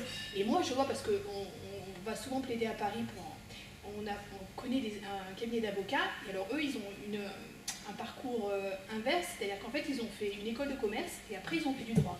Et la première chose qu'ils ont fait quand ils se sont installés, c'est qu'ils ont fait un business plan, ils ont un projet, ils sont allés voir des banquiers, et ils ont effectivement pris un crédit, mais du coup, ils ont monté de suite quelque chose de gros avec des franchises. En fait, ils ont fait une franchise de cabinet d'avocats, pareil, sur le même modèle, donc ils avaient choisi leur cible, mais quand ils nous ont présenté le projet, moi je me suis dit, mais c'est vrai que tu vois qu'ils ont fait une école de commerce, tu vois qu'on leur a appris à présenter un dossier. Ils sont allés se vendre en fait. Et c'est vrai que ça a de suite, ils avaient 2 ans d'installation, ils se sont installés de suite, ça a marché. L'agence des beaux avocats, c'est tout HEC, les gars. J'ai juste une observation en amont, enfin, je ne sais pas si tout le monde se sent concerné, mais déjà, tu parlais de rentabilité sans arrêt. C'est quoi la rentabilité? Déjà, c'est gagner 2 fois son investi 3 fois, et ça repose la question des honoraires. Moi, je sais que malheureusement, pourtant j'exerce depuis 2003, j'ai toujours, à un moment donné, je me pose la question des honoraires. Et pourtant, ça fait un moment que j'exerce, et je facture, je pense facturer bien, à un moment donné, je me suis posé la question, mais je ne facture pas de la même façon tous les clients, ne serait-ce que par nos critères déontologiques. On est censé prendre aussi la difficulté des dossiers, la situation de fortune du client, les patati. Le fait, évidemment, je vais à Orléans, ça ne va pas faire pareil que si je vais créer à Marseille. Bon, tout ça, c'est se poser les questions des investissements, c'est déjà de savoir à partir de quel seuil je gagne ma vie. Et après, au-delà de gagner sa vie, une fois que j'ai tout payé, c'est comment bien gagner sa vie. Moi, j'ai eu la chance de faire un double diplôme, pas HEC mais Sciences Po, mais pour autant, ça m'a rien apporté au niveau de... J'ai fait le COFI? Non, j'ai fait RH. C'est pour ça. C'est RH. Mais à l'école de formation du barreau de Paris, par contre, on nous a appris à parler d'honoraires avec les clients, et on nous a surtout appris une chose très importante, c'est ne jamais se brader et préférer proposer des échéanciers de paiement plutôt que diminuer son honoraire. On parlait du low cost, machin, voilà. Donc à partir du moment où déjà, j'arrive pas à vraiment établir mon honoraire de base, quand je l'annonce, il y a certains clients qui sont réticents. Est-ce que déjà je peux dire, j'ai des actes locaux, des actes... Enfin, moi je trouve ça extrêmement compliqué déjà, cette notion de base, de savoir combien je vaux. C'est un de nos sujets favoris. C'est un de nos sujets favoris. C'est compliqué, il faut faire avec les prix du marché. Vrai oui, qui connaît son coût de revient ici? Il est à combien? Il est à 150. Voilà. Quand vous y mettez la rémunération de l'associé et le variable. Ah, je sais pas, on monte à 300. La base c'est 260 € de l'heure, voilà. Ah, d'accord. Donc là, vous savez que entre le prix de vente et le prix de revient, vous avez une marge de temps. Voilà. Donc ça c'est. Et je crois que ce qui est fondamental dans l'honoraire, bon, moi je le dis pour, excusez-moi, 40 ans d'expérience. C'est important. Bon, c'est de pouvoir le justifier. Et je sais que personnellement, ce qui est toujours très difficile, c'est de ne pas pouvoir le justifier. C'est quand le client dit vous êtes trop cher. Ce qu'il faut, c'est arriver à lui dire je ne suis pas trop cher parce que ça représentait tant d'heures de travail. Et dès que vous tenez les heures, moi je sais que j'ai commencé dans ce métier en travaillant chez les experts comptables. Et à l'époque, chez les experts comptables, ce qui était fait donc il y a 40 ans en arrière, on tenait déjà les fiches de temps. Et la fiche de temps est l'élément, pour moi, essentiel parce qu'il vous permet à vous de voir effectivement combien de temps vous avez passé, si vous êtes rentable ou pas, et d'autre part, vis-à-vis du client, de lui expliquer que vous avez passé tant de temps. Et sur cette fiche de temps, je crois qu'il est important aussi, à soi-même, de se mettre une pondération en fonction d'un temps vraiment utile et un temps qui n'est pas utile. Je veux dire, si vous passez 1 heure à une audience parce que vous attendez, vous ne pouvez pas ne pas le facturer, mais vous n'allez pas le facturer à un prix de l'heure. Donc il va falloir mettre une pondération. Bon. En revanche, si vous allez chercher quelque chose, enfin je sais pas, je prends un exemple, faisant du droit des sociétés, si vous voulez regarder, si vous allez chercher de savoir si dans une SAS, on a droit à un jeton de présence ou on n'a pas un jeton de présence, si c'est votre spécialité, vous devriez le savoir. Bon, en revanche, si vous devez savoir comment est la jurisprudence sur telle application d'une clause, ceci, ça c'est un vrai travail de recherche.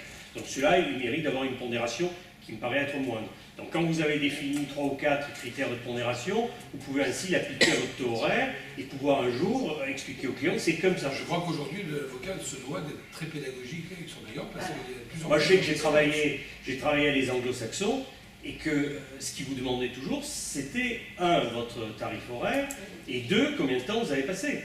Et je me rappellerai toujours cette anecdote que je raconte, d'avoir travaillé il y a 25 ans avec un cabinet anglo-saxon sur un dossier, et en fait une partie du dossier se passait à Bastia. Et puis on va au restaurant, et on se met à discuter, et tout d'un coup je vois le confrère anglais qui sort un bout de papier, un bloc comme ça, et qui commence à marquer, etc. Alors je lui dis, vous prenez des notes? Il me dit non, je le connais. Il profite tout le temps quand on est au resto de nous demander des consultations parce qu'il considère qu'on ne va pas qu'à ce moment-là, on ne les fera pas payer. Donc moi avec lui, je suis tellement habitué que je note. Voilà. Et je pense que c'est ce type de comportement qu'il faut avoir au niveau de la facturation, déterminer un taux horaire et tenir ses fiches de temps, parce qu'après, et je dirais, c'est tellement important que lorsque vous avez une contestation d'honoraires, y compris devant le bâtonnier ou devant qu'on appelle, c'est les seuls éléments qui vont vous permettre de tenir la route sur votre réclamation.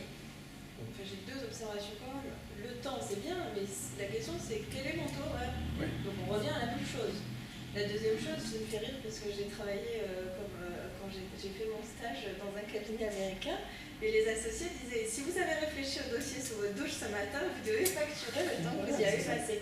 Et ça, c'est très anglo-saxon, parce que nous, on va avoir tendance à pas... Je vais quand même amener deux pondérations par rapport à ça. Les temps ont changé, même pour les Américains. Ça, c'est une première chose. Non, c'est pas ça. Au point, enfin, le marché français est un marché qui s'est tendu au niveau des tarifs. Sachez que les Parisiens, quand même, ont drastiquement baissé leur tarif horaire. Certains cabinets anglo-saxons ferment à Paris, parce qu'ils ne peuvent plus maintenir leur taux. Et ils préfèrent fermer que de baisser les taux. Il y a le cas d'un cabinet actuellement, je ne travaille pas pour eux, je peux en parler, mais qui s'appelle Reed Smith. Reed Smith, ils sont en train de fermer progressivement, les associés sont partis, parce qu'ils demandaient à leurs associés en France de facturer entre 700 et 1000 euros de l'heure. Okay, même les clients américains, ils ne suivent plus. Mais plus de 1000 euros hors du cabinet. Ah non, mais c'est un truc de fou. Et ils préfèrent fermer que de continuer à travailler à moindre coût. C'est quand même, les temps ont bien changé. Les temps ont bien changé de ce côté-là. La deuxième chose, vous avez raison, comment calculer. Donc, il y a quelque chose qui est simple, enfin relativement simple. Il faut se dire, moi, mon prix de revient, quand je suis, c'est pas la même chose quand j'ai des collaborateurs, bien sûr, et quand je suis seul, mon prix de revient, c'est mes charges fixes, bien sûr, mes charges fixes, et on va dire une moyenne de temps facturable, bien facturable. Aujourd'hui, il est raisonnable de penser que pour un avocat qui travaille normalement, c'est-à-dire, grosso modo, 52 heures par semaine. Je ne suis pas méchant, hein. 52 heures, je pense que vous êtes toutes au moins autant, voire plus. 52 heures par semaine, sur 5 jours. Hein. Eh bien, il faut que là-dessus, j'ai grosso modo, parce que je dois développer, je dois gérer, donc ce n'est pas du 100% facturable pour des clients. Sur les 52 heures, on va dire que vous devez être à 60% de facturable. Je ne me trompe pas de beaucoup. Eh bien, vous prenez votre prix de vos charges et vous divisez par le nombre d'heures facturables. Vous allez tomber sur le coût de revient qui ne tient pas compte de votre rémunération. Oui, c'est ça, c'est que vous n'avez pas ajouté une rémunération. Non, mais on y va par strate. Ensuite, c'est déjà pour pas travailler à perte. Pour certains, c'est... Après, vous allez y mettre ce que vous considérez comme étant votre juste rémunération. Selon les besoins de chacun, c'est variable, bien évidemment, la juste rémunération. Certains se diront, moi, si je gagne ce que gagne déjà un cadre moyen de boîte, ça sera pas mal. D'autres diront, j'ai pas fait autant d'années d'études pour gagner si peu, donc je veux gagner le temps. Et là, vous allez trouver un autre tarif, un autre coût horaire qui intègre votre rémunération. Et si vous voulez au-dessus, c'est du bonus. Ça va être votre résultat plus. Donc en fonction de ce que vous visez, ben, vous allez vous trouver entre, grosso modo, 75 ou 80 euros de l'heure et 250 euros de l'heure. En fonction de... Après, vous pouvez être super performant. Hein. Ça, Les 1000 euros, on dit que ça marchait plus aussi. Les 1000 euros, je n'irai pas jusque-là. Non, mais il y a certaines matières qui sont plus rémunératrices que d'autres.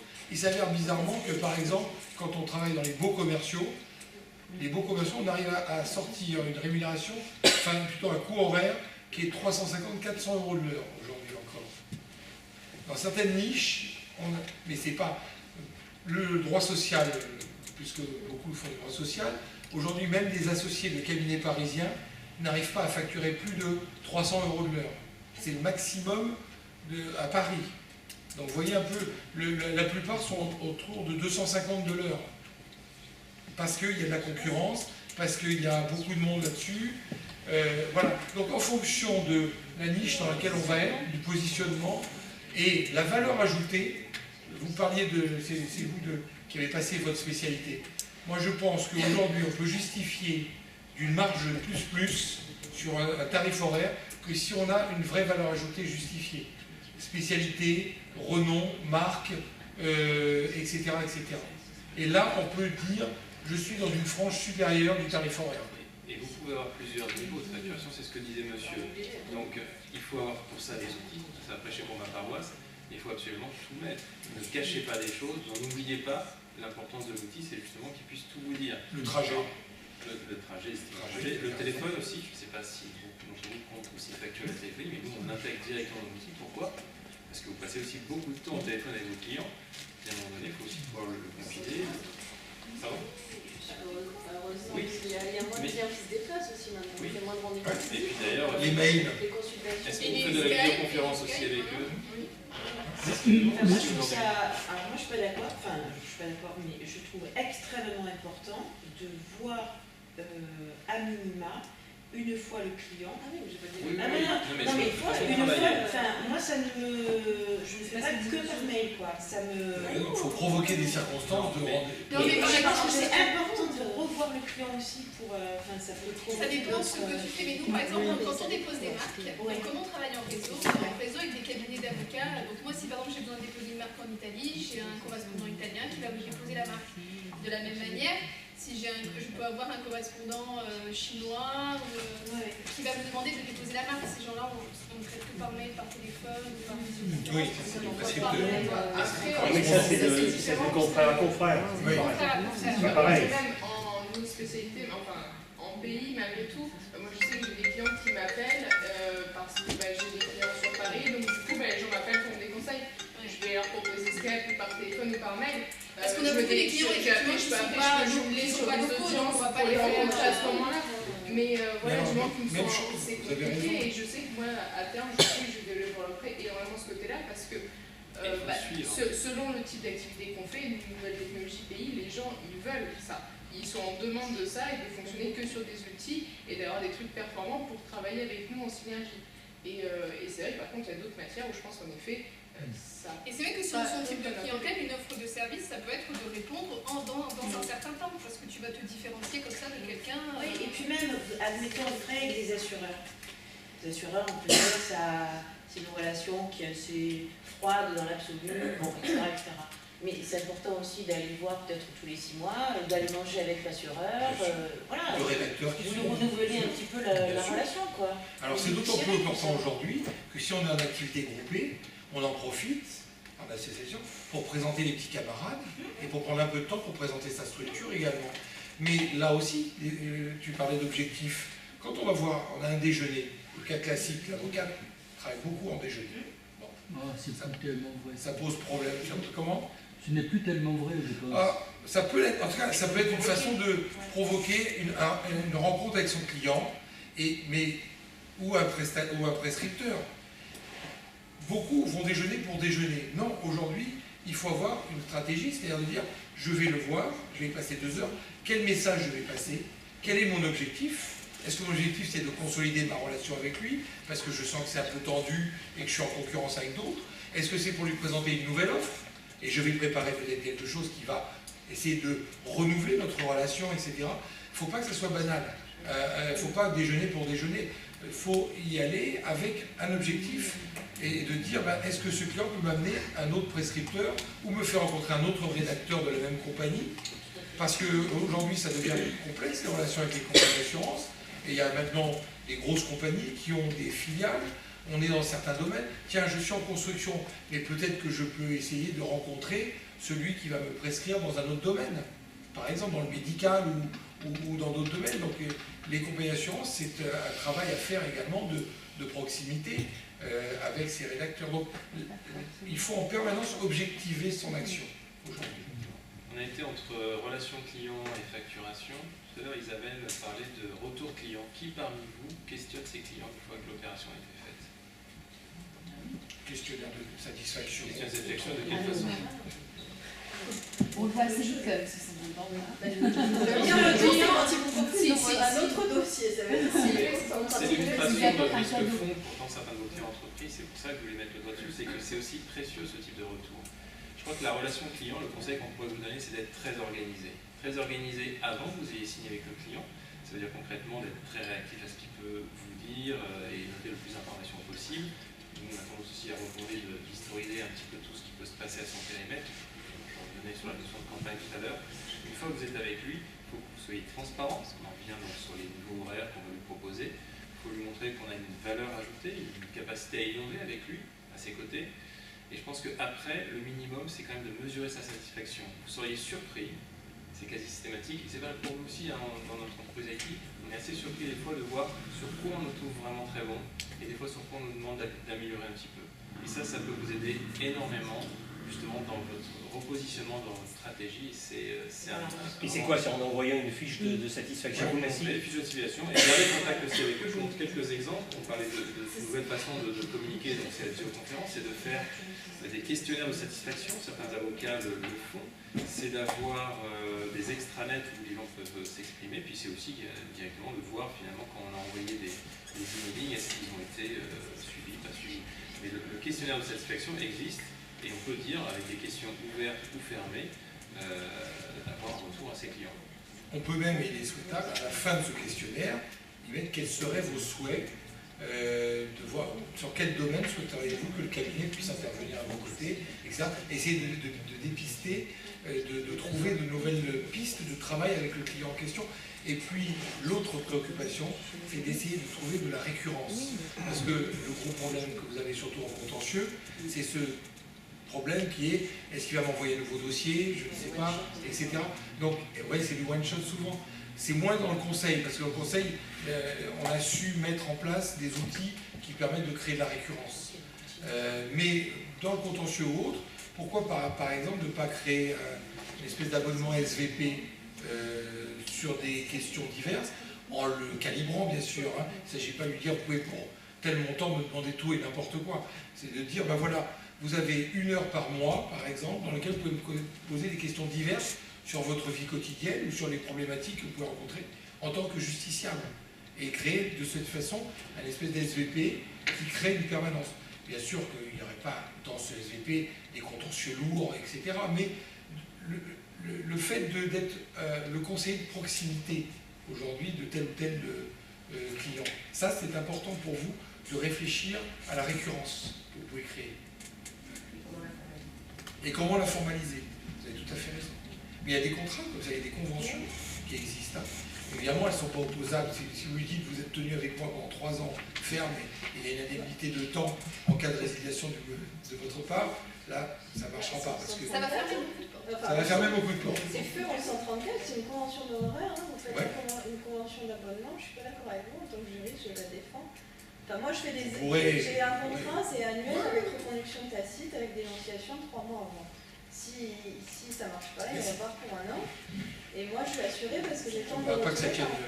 Enfin bon. Pour quelle raison? J'ai eu des retours de Ah non, décisions c'est pour pas être... non plus, vous voyez, avec un préavis de 3 mois. Non, mais moi je suis assez favorable à ça. Honnêtement, l'avocat qui garde à tout prix le client qui ne veut plus de lui, pour moi, c'est un manque d'intelligence. Je t'ai parlé d'intelligence tout à l'heure. Moi, j'ai pas envie de garder un client qui va faire négocier avec moi. Moi, j'ai pas envie de... C'est surtout le signe de l'évolution. Aujourd'hui, vous ne payez que pour ce que vous utilisez. C'est plus rare maintenant. Enfin, de l'ubérisation, c'est... Mais le contrat, c'est un contrat. Alors, je vois pas comment on le ferait respecter. Mais si on fait des actions pour que nos clients les respectent et que nous-mêmes, on ne sache pas, dans notre activité de businessman, ne pas faire respecter nos propres contrats. On nous a dit que le client est un consommateur maintenant, pour les particuliers. Prescription 2 ans, etc. Donc à partir du moment où on s'allie, ça doit aller dans les deux sens. La tractation dans les 7 jours. On va avoir un médiateur. Ah oui. Ah oui. Il faut le plus dans les conventions. Tu peux saisir le médiateur. On voit qu'il y a un territoire sur la relation client qui est quand même large. Je pense qu'il faut qu'on accorde encore moins un petit peu de temps sur les problématiques de management d'équipe. Alors ça peut être entre associés. Parce que je m'associe, il faut voir que c'est aussi équipe. Et avec des collaborateurs qu'on pourra avoir chez soi. Michel, tu vas me faire part de quelques constats d'expérience. Sachez qu'il est difficile en étant seul de faire un chiffre d'affaires supérieur à 200-250 000 euros par an. C'est... Non, mais je vous le dis. Oui, non, mais il y a forcément une limite. Même pour les plus performants, il y a une limite qui fait qu'on ne peut plus faire parce qu'il y a tout simplement un nombre d'heures et qu'on délivre du conseil. Donc c'est mathématique, on peut être très bon, seul on n'arrivera pas à bon. Donc il se pose rapidement la question de savoir comment s'entourer. Et surtout, la fameuse question qui de la poule ou de l'œuf, est-ce qu'on doit prendre un collaborateur pour développer ou est-ce qu'on doit d'abord développer pour pouvoir se permettre de prendre un collaborateur? Ça, c'est le grand classique. Nos constatations font qu'on part du principe que lorsqu'on sent qu'on décolle, il ne faut pas hésiter à prendre un collaborateur. Même si on est dans une zone à un moment de risque, c'est le risque qui paye. Le développement, c'est forcément de prendre des risques. C'est jamais de calculer à minima, c'est jamais de dire je vais faire des économies sur ceci, cela, et je ne vais pas prendre tout de suite de collaborateurs, parce que là, vous ne décollerez pas. C'est pas possible. Ou alors, vous ne serez pas au rendez-vous par rapport à vos clients, c'est-à-dire que vous ne délivrerez pas en temps et en heure, vous ne pourrez pas vous occuper comme vous le souhaitez du client, vous allez tout le temps à la bourre, et vous allez courir après, et forcément aujourd'hui, on parlait de réactivité tout à l'heure, le client il attend de votre part un certain niveau de réactivité. Il est loin le temps où on pouvait se dire, moi j'en ai connu des avocats comme ça, hein, bah, mon client il attendra s'il veut avoir mon conseil, et certains attendaient 2, 3 mois, 4 mois, surtout avec les fiscalistes, d'avoir que l'avocat daigne lui donner le conseil en question. Aujourd'hui, c'est quand même quelque chose qui est largement révolu, et il faut, les avocats aujourd'hui les plus rentables sur le marché sont ceux qui ont 3 collaborateurs. Le ratio un associé pour 3 collaborateurs est le meilleur ratio qui existe. Mais puisque dans cette salle, nous sommes relativement peu nombreux à être dans ce cas, est-ce que vous pouvez répondre à la problématique générale? Est-ce qu'il vaut mieux opter pour collaborateur ou secrétariat? C'est ce que la question est très basique, hein, je veux dire. Ouais, je veux dire. Quand justement on fait le décompte de ces heures à la fin du mois et qu'on se rend compte que le ratio d'heures administratives est phénoménal, moi c'est plutôt la proportion inverse. Alors il y a les bonnes et les mauvaises raisons. Moi je suis plutôt à 40% d'administratif, de droit et 60% de... Le secret c'est de prendre un collaborateur qui fait l'administratif. Et là c'est le moins cher de tout. C'est exactement là où je voulais vous mener. L'administratif c'est ça, c'est... Si vous faites faire des tâches administratives en masse à un collaborateur, il va rapidement se lasser, et deuxièmement, il n'est pas payé pour ça, ou alors il est mal facturé. C'est quoi l'administratif? C'est de faire le compte rendu du jugement au client, qui fait partie pour moi du métier d'avocat? Non, c'est préparer les codes de plaidoirie. Non, mais prenons les codes de plaidoirie, c'est le travail d'avocat, c'est pas le travail du secrétaire. Non, la préparation sur la machine, les photocopieurs. Je suis désolé, mais prenons un exemple encore plus basique que ça, si vous voulez. La question est de savoir pour un avocat, on est beaucoup dans cette salle, de ce cas-là, à ne pas avoir ou ne plus avoir de secrétaire et ou de collaborateur, parce qu'on veut des collaborateurs, un d'eux est devenu associé, si vous voulez. Mais aujourd'hui, moi, je n'ai pas de secrétaire, si vous voulez. Donc la question, par exemple, que je me pose aujourd'hui, et que je me suis déjà posée dans le passé, c'est de savoir si je prends avec mon associé un collaborateur, ou si je prends plutôt une secrétaire, vous voyez. Et on est plein à se poser cette question, je pense. Parce qu'un collaborateur à qui on demande de faire de l'administratif, du vrai, bon, c'est sûr que c'est pas très sympa, quoi. Et une secrétaire qu'on voit ce que ça coûte, effectivement, ça dépend. On parle toujours de la même chose, si vous voulez. Attendez. Je crois qu'on mélange les choses là. Une secrétaire coûte à peu près, soyons clairs, à peu près 3 000 €. Et quelle secrétaire? Une secrétaire correcte. Non, salariée. Avec un exemple. Une secrétaire qui fait le droit des sociétés. Avec les charges sociales. Une secrétaire. Je parle du coût chargé. Une secrétaire correcte avec les charges sociales coûte à peu près 3 000 € par mois, à la louche. Donc c'est pas beaucoup mais enfin, je veux dire, voilà. Donc avec 3 000 € aujourd'hui sur le marché, je pense qu'on peut avoir un collaborateur relativement confirmé à Marseille. À Marseille. Donc je repose ma question, si vous voulez, mais après, bon... quel est votre conseil? Moi, mon conseil est de dire, il faut d'abord analyser le besoin, parce qu'il n'y a pas une réponse absolue. Je vous donne un exemple. On peut très bien avoir une secrétaire confirmée en droit des sociétés, qui fasse des approbations de compte, qui fasse le juridique, on va dire régulier, transfert de siège, etc., et qui se débrouille très bien, et qui est rentable parce qu'on la facture. Et ça, pour moi, c'est une secrétaire qu'il faut avoir. Parce qu'un collaborateur, à faire les approbations... oui, enfin, l'assistante. Mais aujourd'hui, il faut aller plutôt vers l'assistante. Enfin, le secrétariat, c'est complètement... Oui, non, mais j'ai dit... c'est l'assistante. Donc une assistante juridique qualifiée, qui fasse éventuellement de la tenue de portefeuille de marque, des choses comme ça, pour moi, c'est rentable. Donc il faut... alors qu'un collaborateur, dans cette espèce de récurrence régulière, pourrait finir par se lasser. Non, mais moi, je pense aussi qu'il faut savoir ce qu'on veut. Est-ce que je veux me décharger de l'administratif? C'est-à-dire, est-ce que par exemple, comme tu dis l'exemple du portefeuille de marque, regarder toutes les semaines les relevés que nous envoie l'INPI pour voir s'il n'y a pas un concurrent qui dépose, c'est très rébarbatif. Est-ce que c'est ça, cette tâche dont je veux me débarrasser? Et dans ce cas-là, effectivement, il vaut mieux que je prenne une assistante qui va le faire et dont ça va être le rôle. Ou alors, est-ce que mon souhait, c'est de me dire, je veux, quand je pars en vacances ou quand je suis 6 jours sur une manifestation, avoir quelqu'un qui va pouvoir avoir la capacité de gérer les clients, de leur répondre et les prendre en charge. Et dans ce cas-là, il faut que je m'oriente vers un collaborateur qui sera confirmé et pour lequel je pouvais partir. Si je laisse mon assistante, elle va m'appeler tout le temps, elle ne va pas savoir comment répondre. Et nous, c'est ça à quoi on a été confrontés quand on a eu une secrétaire. C'est-à-dire que quand elle était toute seule, elle ne pouvait pas gérer. Donc il faut se dépêcher d'être un peu gros pour avoir à la fois l'assistante et le collaborateur. Mais je pense que ça dépend ce qu'on veut lui faire faire en fait. Et à partir du moment où on se dit, moi je veux me décharger d'administratif, ou alors je veux avoir quelqu'un sur qui m'appuyer quand je ne suis pas là et me faire gérer des clients importants, après on a la réponse à la question finalement. Mais il ne faut pas hésiter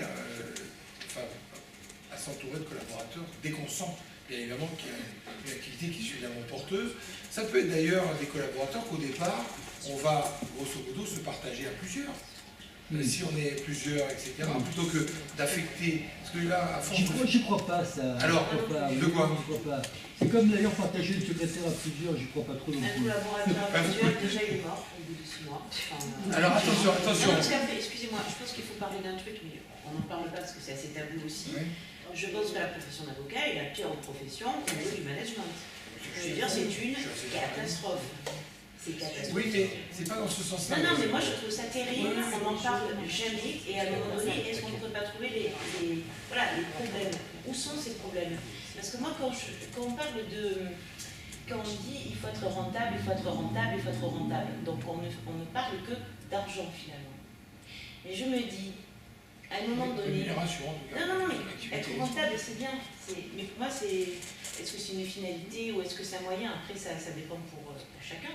Mais dans la rentabilité, ce que je disais tout à l'heure, pour moi, il y a la notion de bien-être qui n'existe pas en France. Si, plus en plus.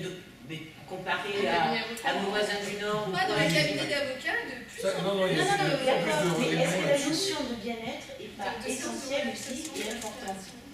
Et comment faire? Elle l'est, et je vais vous donner un exemple aussi assez concret en votre certains de nos clients qui n'ont plus velléité à ce que leurs collaborateurs restent jusqu'à 23 heures pour aider à terminer un dossier. Alors ils vont leur demander d'aider à terminer le dossier, par contre ils vont le faire à distance, grâce justement au télétravail, qui n'est pas un vilain mot, mais il faut avoir les outils pour le faire.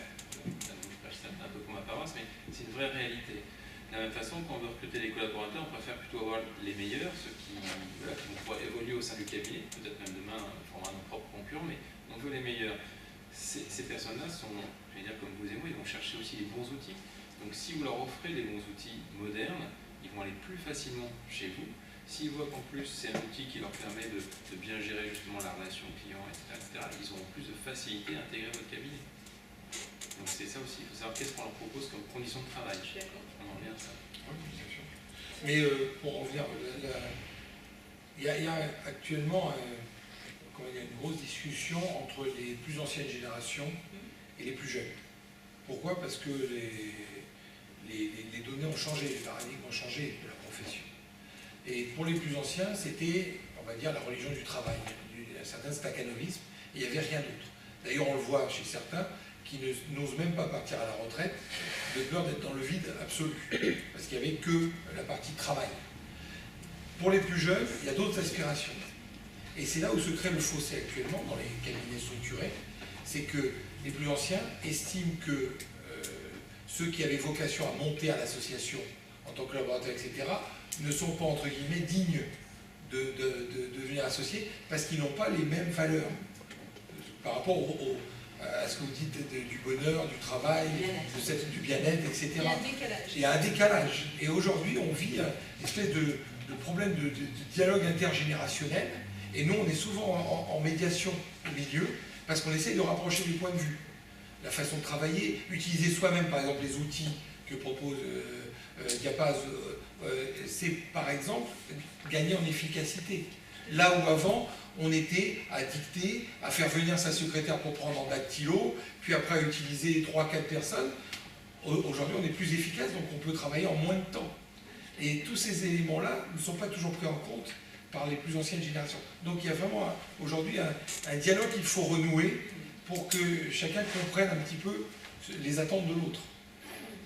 Le fossé dont vous parlez, moi je le vis alors que pourtant j'estime que je ne suis pas habillée. Alors j'ai quand même de prestation de serment de 2003 et comme vous le dites, à un moment donné, tous on est collaborateurs, on commence à développer sa clientèle perso, on s'installe et à un moment donné on est installé et on a ce fameux seuil. On se dit j'arrive plus à gérer ou alors je veux un bien-être à la maison aussi parce que j'ai d'autres obligations personnelles et à un moment donné il y a quelqu'un qui m'a dit mais tu peux pas prendre de collaborateurs si tu fais pas 100 000 € de chiffre d'affaires. Moi j'ai pas regardé ça. La question c'était est-ce que j'en ai besoin pour développer, voire pour moi être un peu plus disponible chez moi. J'ai pris un collaborateur parce que j'avais un projet d'association. Quand l'association n'a pas abouti, j'ai quand même gardé le collaborateur et finalement c'est comme l'installation.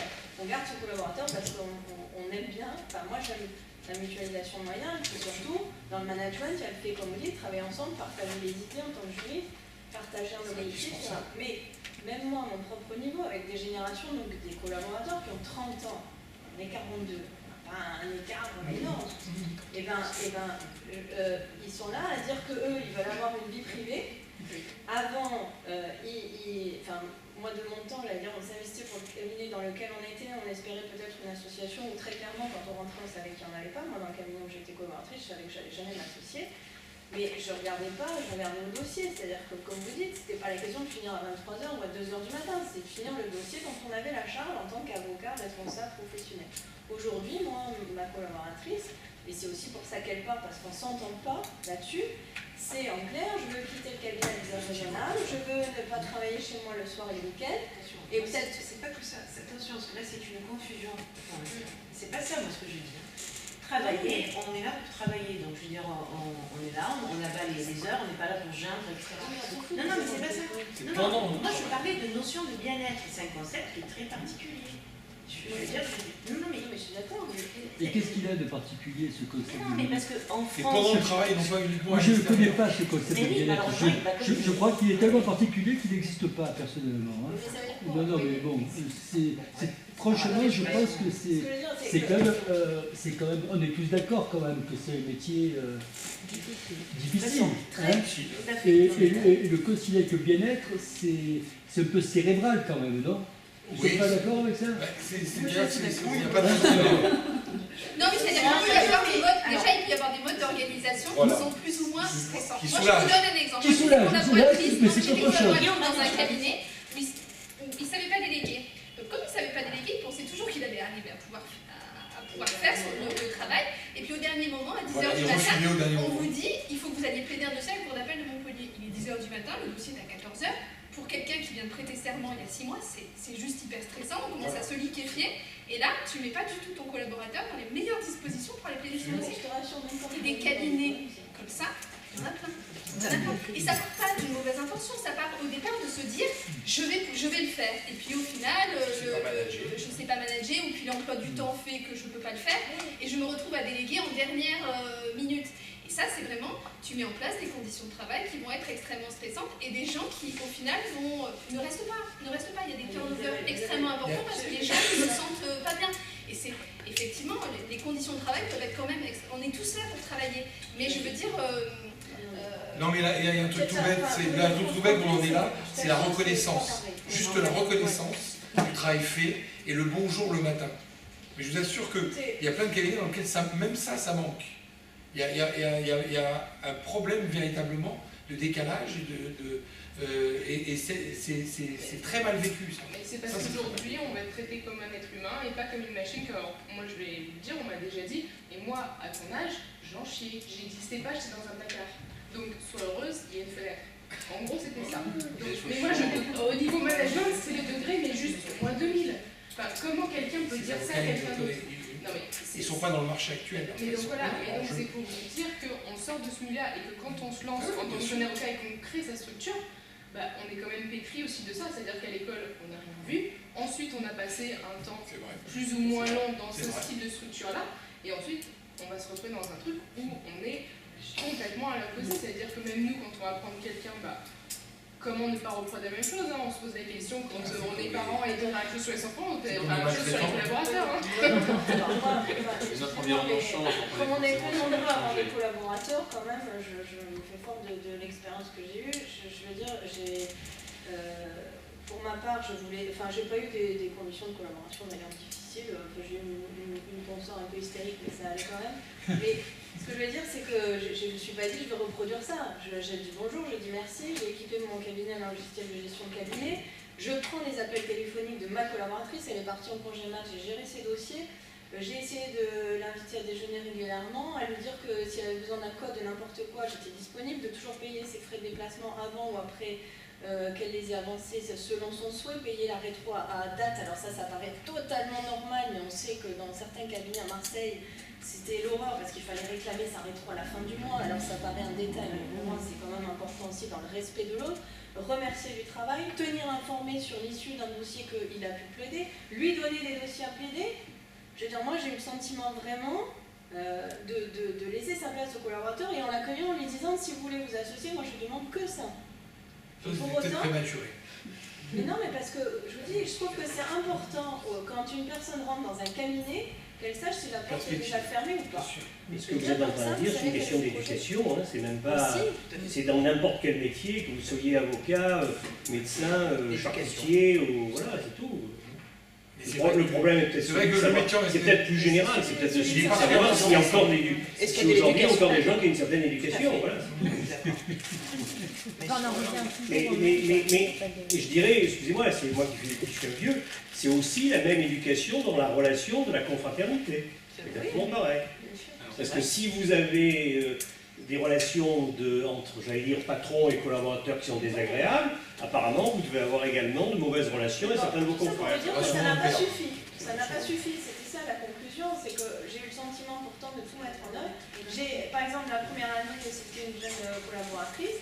Il y avait minimum, je perçois minimum, elle travaille bien, il y a de l'argent au cabinet, prime de vacances. Bon.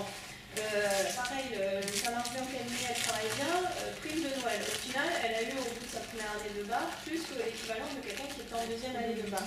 Donc en jouant la carte d'un management d'un chef d'entreprise traditionnel, parce que moi je fais du droit du travail, je me dis je vais faire pareil. Et ben, le premier truc qu'elle a demandé, c'est je suis d'accord, mais par contre, je commence à avoir marre de répondre au téléphone. De toute façon, je lui ai dit que pour ça, on pourrait prendre un standard extérieur ou qu'on s'organisait autrement, ou qu'elle ne répondait pas aux appels si elle le souhaitait, je m'en fous. Et est-ce que je pourrais être augmentée en plus de la rétrocession à la deuxième année de bar? Donc la perception de moi en tant qu'avocat, d'ailleurs, on n'a même pas de nom pour nous. Hein. Nous, on ne sait pas ce qu'on est collaborant, cabinet d'accueil, on ne sait même pas comment s'appeler. Si on dit boss ou patron, c'est tout de suite mal vu. Bon, ceci étant, voilà, le premier regard, c'est est-ce que je peux avoir plus? Alors que vous avez déjà, quand vous êtes en cabinet fait plus qu'une grosse structure qui peut peut-être s'autoriser à donner. Donc voilà, je ne vois pas le truc, les congés qui sont pris sans consulter les machins. Je pense que là, sinon, on va perdre une valeur sûre du cocktail. Et là, je voudrais quand même pas qu'on perde tout le monde là-dessus, parce que c'est un sujet qu'on peut débattre. Je ne sais même pas si je vais reprendre quelqu'un pour tout vous dire, avec cette expérience-là. J'ai les moyens, j'ai l'envie, j'ai les besoins, mais je ne trouve pas de personnes qui... On va quand même accélérer, parce que, merci beaucoup, on va quand même accélérer parce que je pense qu'il y a des échanges qui peuvent se faire autour d'un bon verre de vin et de quelques petits éléments de cocktail dont Stéphanie garde le secret. On voit qu'au niveau management d'équipe, il y a beaucoup de choses qui pourraient être débattues. Pour la partie optimisation et gestion financière, on en a parlé à plusieurs moments. On retient quand même que le principe de bien tout facturer, c'est le minimum. Le recouvrement est aussi une vraie problématique dans le milieu d'avocat, qui est assez incroyable, mais on voit des délais de recouvrement assez fous parfois, où l'argent est plus dehors que dedans, ce qui impacte aussi donc forcément la vraie rentabilité des dossiers et même la performance du cabinet. Là, il y a un petit peu un mélange de facturation et mesure dans ce que je vous évoque.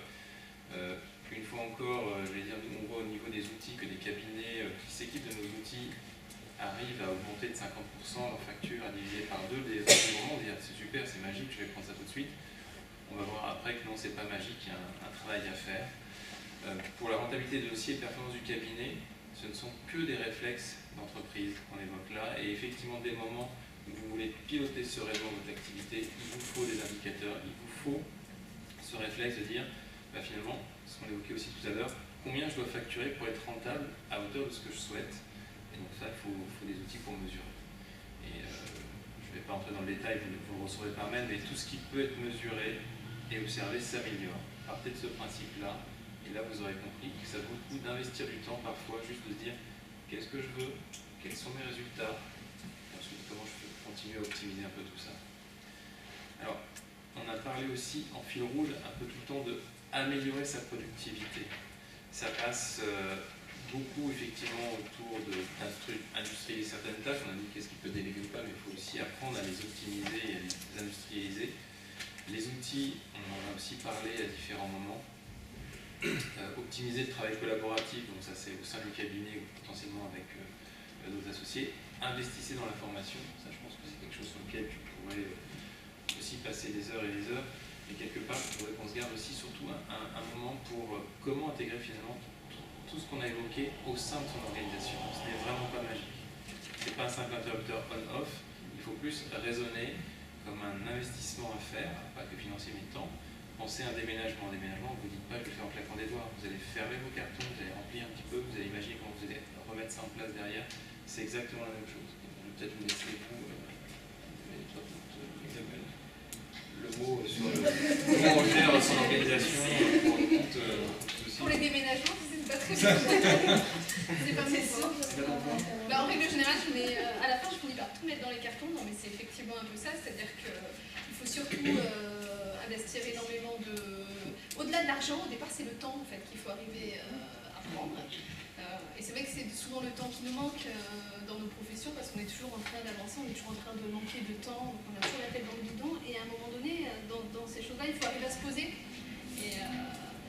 et prendre ce temps justement qui est nécessaire pour réfléchir et pour se dire j'ai combien d'argent à investir et où ce sera le plus utile de le mettre. Et effectivement aussi pas hésiter dans les discussions qu'on a avec nos clients à regarder de quel outil justement ils auraient besoin parce que des fois on voit qu'on perd du temps à renseigner les clients et eux des fois ça les gêne gêne finalement de nous appeler constamment. S'ils pouvaient avoir directement accès à l'information, par exemple de la date de leur délibéré, finalement ils n'auraient pas nécessité, nous, à nous avoir. Alors soit on a une secrétaire, mais est-ce que c'est utile aussi que la secrétaire elle passe du temps sur cette tâche-là? Et comment fonctionnent nos clients? Donc ça aussi, prendre le temps finalement d'analyser comment fonctionne notre clientèle, et quels sont derrière les... Parce qu'après les outils viendront après en fait. Au final, il faut d'abord qu'on fasse un balayage de justement ce qui peut être industrialisé, ce qui peut être dématérialisé, et comment on va pouvoir intégrer tout ça. Et effectivement, ça demande du temps, la réflexion. Donc moi je vous dis, n'hésitez pas à le prendre, parce que derrière c'est du temps, on a l'impression toujours de perdre du temps, mais au final, on en gagne. C'est en investir. Voilà, c'est en investir. On investit du temps pour en gagner beaucoup plus derrière. Votre temps non facturable d'aujourd'hui, c'est votre temps facturable de demain. Et ça, c'est quelque chose que je n'ai jamais perdu de vue. Démultiplier. Dès le départ d'ailleurs. Dès le départ, quelle que soit la structure, il faut mettre en place une organisation, des process. Il y a beaucoup de cabinets qui sont performants, qui ont des beaux clients, etc., mais qui pêchent parce qu'ils n'ont pas de procédure interne. Et tout se fait un peu de manière empirique. Et il n'y a rien de pire, y compris auprès des collaborateurs, par exemple, de « allez, on va réfléchir à un tel projet », et puis comme il n'y a pas de suivi du projet, et ben, ça part, et il ne se passe plus rien, on n'entend plus rien, il ne se passe plus rien. Des commissions qui commencent et qui s'arrêtent immédiatement. Une newsletter qui commence, on arrête dès le premier numéro, etc. etc. Il n'y a rien de plus délétère que de soit ne pas organiser, soit de lancer quelque chose qui n'a pas de suivi. Donc, des réunions, par exemple. On peut dire, ouais, mais la réunionnite, c'est pas fait pour nous. Des réunions régulières, tenues, avec un ordre du jour, enfin des choses qui paraissent être un b.a.-ba, et ben c'est pas fait. On a des réunions, si, on s'aime bien, donc on boit un coup, etc. Mais il n'y a pas de planning et il n'y a pas d'ordre du jour. Ça, c'est terrible, quelle que soit la taille du cabinet. Hein. Quelle que soit la taille du cabinet. Donc, mettre en place des process avec, si possible, des outils. Ça, c'est des bonnes habitudes, elles se prêtent dès le départ. Je suis sidéré de savoir qu'aujourd'hui, il y a plus de encore 60% des cabinets d'avocats, quelle que soit leur taille, qui n'ont pas d'outils de gestion. Qui ont un vague, on fait les factures sur Word, on fait un petit peu de compta à gauche, on envoie ça dans une belle sacoche à l'expert comptable pour qu'il nous saisisse les lignes, etc. Enfin, vraiment, on se pose des questions sur le mode d'organisation. Aujourd'hui, un outil digne de ce nom, ça doit être dans chaque cabinet, quel que soit le cabinet, s'il y a une seule personne, parce que les bonnes habitudes, elles se prennent dès le départ. Des services en ligne, tu parlais de pouvoir apporter aux clients, et toi tu citais des services plus. Je connais un jeune avocat qui a pu se développer et a développé une pratique en copropriété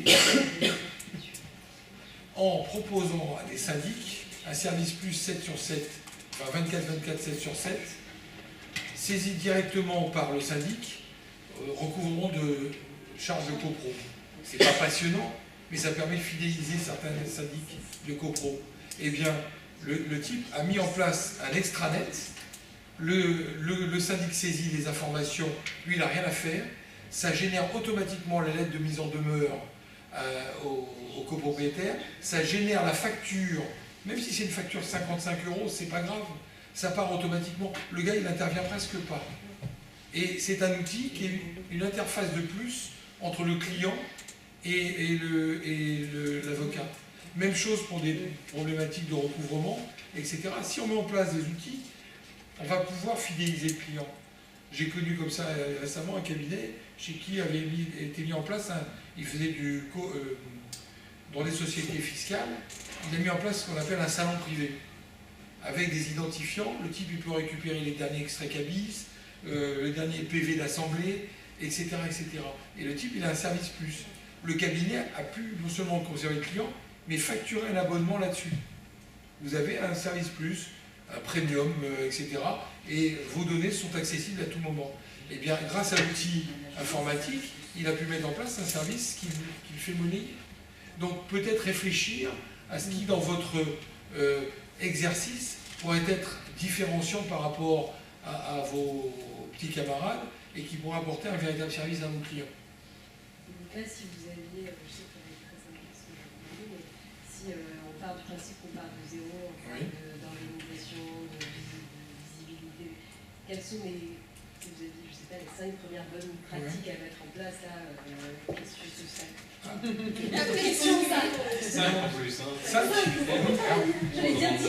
Donc déjà une organisation interne irréprochable. téléphone, donc un outil sur lequel on se forme, sur lequel on met un certain nombre de paramétrages qui font qu'on va simplifier la vie dans la chaîne de production.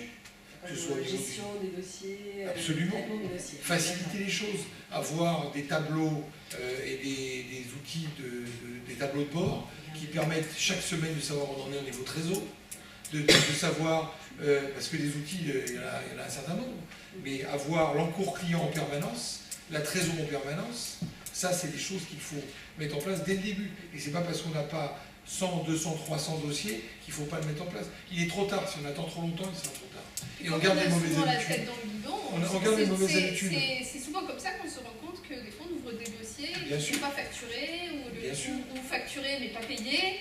Et du coup, le client il s'habitue aussi. Si on ne le relance pas régulièrement, si le client le laisse à 90 jours sans lui faire la moindre relance, il se dit elle n'a pas besoin d'argent. Elle a un mari riche, elle n'a pas besoin d'argent, etc. Ça, c'est en termes d'organisation. Et en termes de développement, notre guide de la clientèle, analyser la clientèle qu'on a déjà aujourd'hui. Oui, absolument. Essayer de voir si, par exemple, il y a un point commun entre ses clients, un secteur géographique ou un secteur d'activité, pour peut-être voir là comment organiser une offre. Parce que vous pouvez je vous donne un exemple très concret. Il y a quelqu'un qui fait droit à la famille ici? Moi, j'ai travaillé à un moment à Lille avec un cabinet, c'était 2 associés, et elles étaient réputées faire du divorce. Bon, celles-là, elles font du divorce. Bon. Et elles en ont eu assez de ce positionnement, qui pour elles n'était pas un positionnement, pas assez qualifiant, différenciant. Alors, il y a un effort à faire. Elles ont été se former sur tout ce qui était succession et patrimoine. D'accord? Et elles ont ciblé, en fait, les professions libérales et les chefs d'entreprise pour avoir des clients solvables. Elles font quand même de l'AGI, hein. Elles font 15% d'AGI. D'accord? Elles n'ont pas abandonné, elles ne se sont pas dit on s'occupe que de clients riches. Mais on veut, c'est ce que je disais tout à l'heure, avoir une activité qui soit rentable pour faire du pro bono là où on a envie de le faire. Eh bien, elles s'en sont donné moyens, elles ont été faire un cursus de formation sur la fiscalité patrimoniale, elles ont été faire, pas pour devenir fiscalistes, pour avoir un vernis qui leur permet d'avoir des réflexes. Quitte ensuite à avoir un réseau de partenaires, qui le fiscaliste spécialisé en patrimonial, qui le notaire, etc. Mais elles sont devenues en fait le point d'entrée, et là c'est intéressant parce que c'est un début d'interprofessionnalité. Est-ce que l'avocat peut être capable de devenir l'interlocuteur privilégié de telle ou telle catégorie de clients, quitte à s'adosser derrière à d'autres spécialistes? Et ça, j'ai plein d'exemples là-dessus. Elles sont devenues, elles, spécialisées en patrimoine du chef d'entreprise, en patrimoine de la profession libérale. Donc, elles ont organisé avec des syndicats patronaux, avec des syndicats de profession libérale, avec l'ARAPL, avec je ne sais pas quoi, elles ont organisé des réunions, des petits déjeuners sur les problématiques propres là-dessus. Et elles sont devenues de spécialistes de divorce, spécialistes du patrimonial. Ça, c'est intéressant comme évolution, de changer de cible et de changer de... D'autres ont fait aussi, comme cela, j'ai en mémoire, c'était sur quel domaine? On va peut-être en parler justement aussi au bout parce qu'on arrive au bout des 2 heures. On avait, et en même temps avec Michel, je savais qu'on n'aborderait pas un 2e chapitre pour ceux que ça aurait intéressé, qui était le cloud. C'est-à-dire retenez. On savait qu'on ne le ferait pas, Michel, je te l'ai dit en préambule, on est d'accord. Ça, vous le recevrez évidemment par email, et puis Denis et Maxime et moi-même, plutôt ce regard sur toute la partie justement solutions informatiques, cloud et autres. Donc on sera un plaisir de vous répondre un petit peu à tout ça. Juste quand même pour ceux qui ont un doute. Est-ce que vous voyez tout ce que c'est le cloud aujourd'hui, juste en un mot? Vous êtes à l'aise avec ça?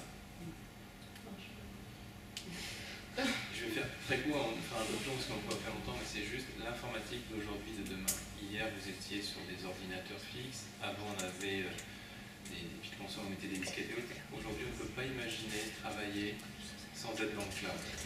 Pour des raisons de sécurité, de puissance, d'efficacité, de connectivité, absolument partout et à tout moment. Donc ça, on sera un plaisir de vous détailler après.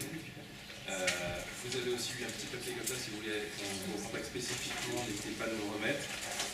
Et peut-être le mot de la conclusion également de votre côté, sauf si vous avez d'autres questions, mais on peut les traiter également dans le bloc. De l'autre côté, Merci à vous.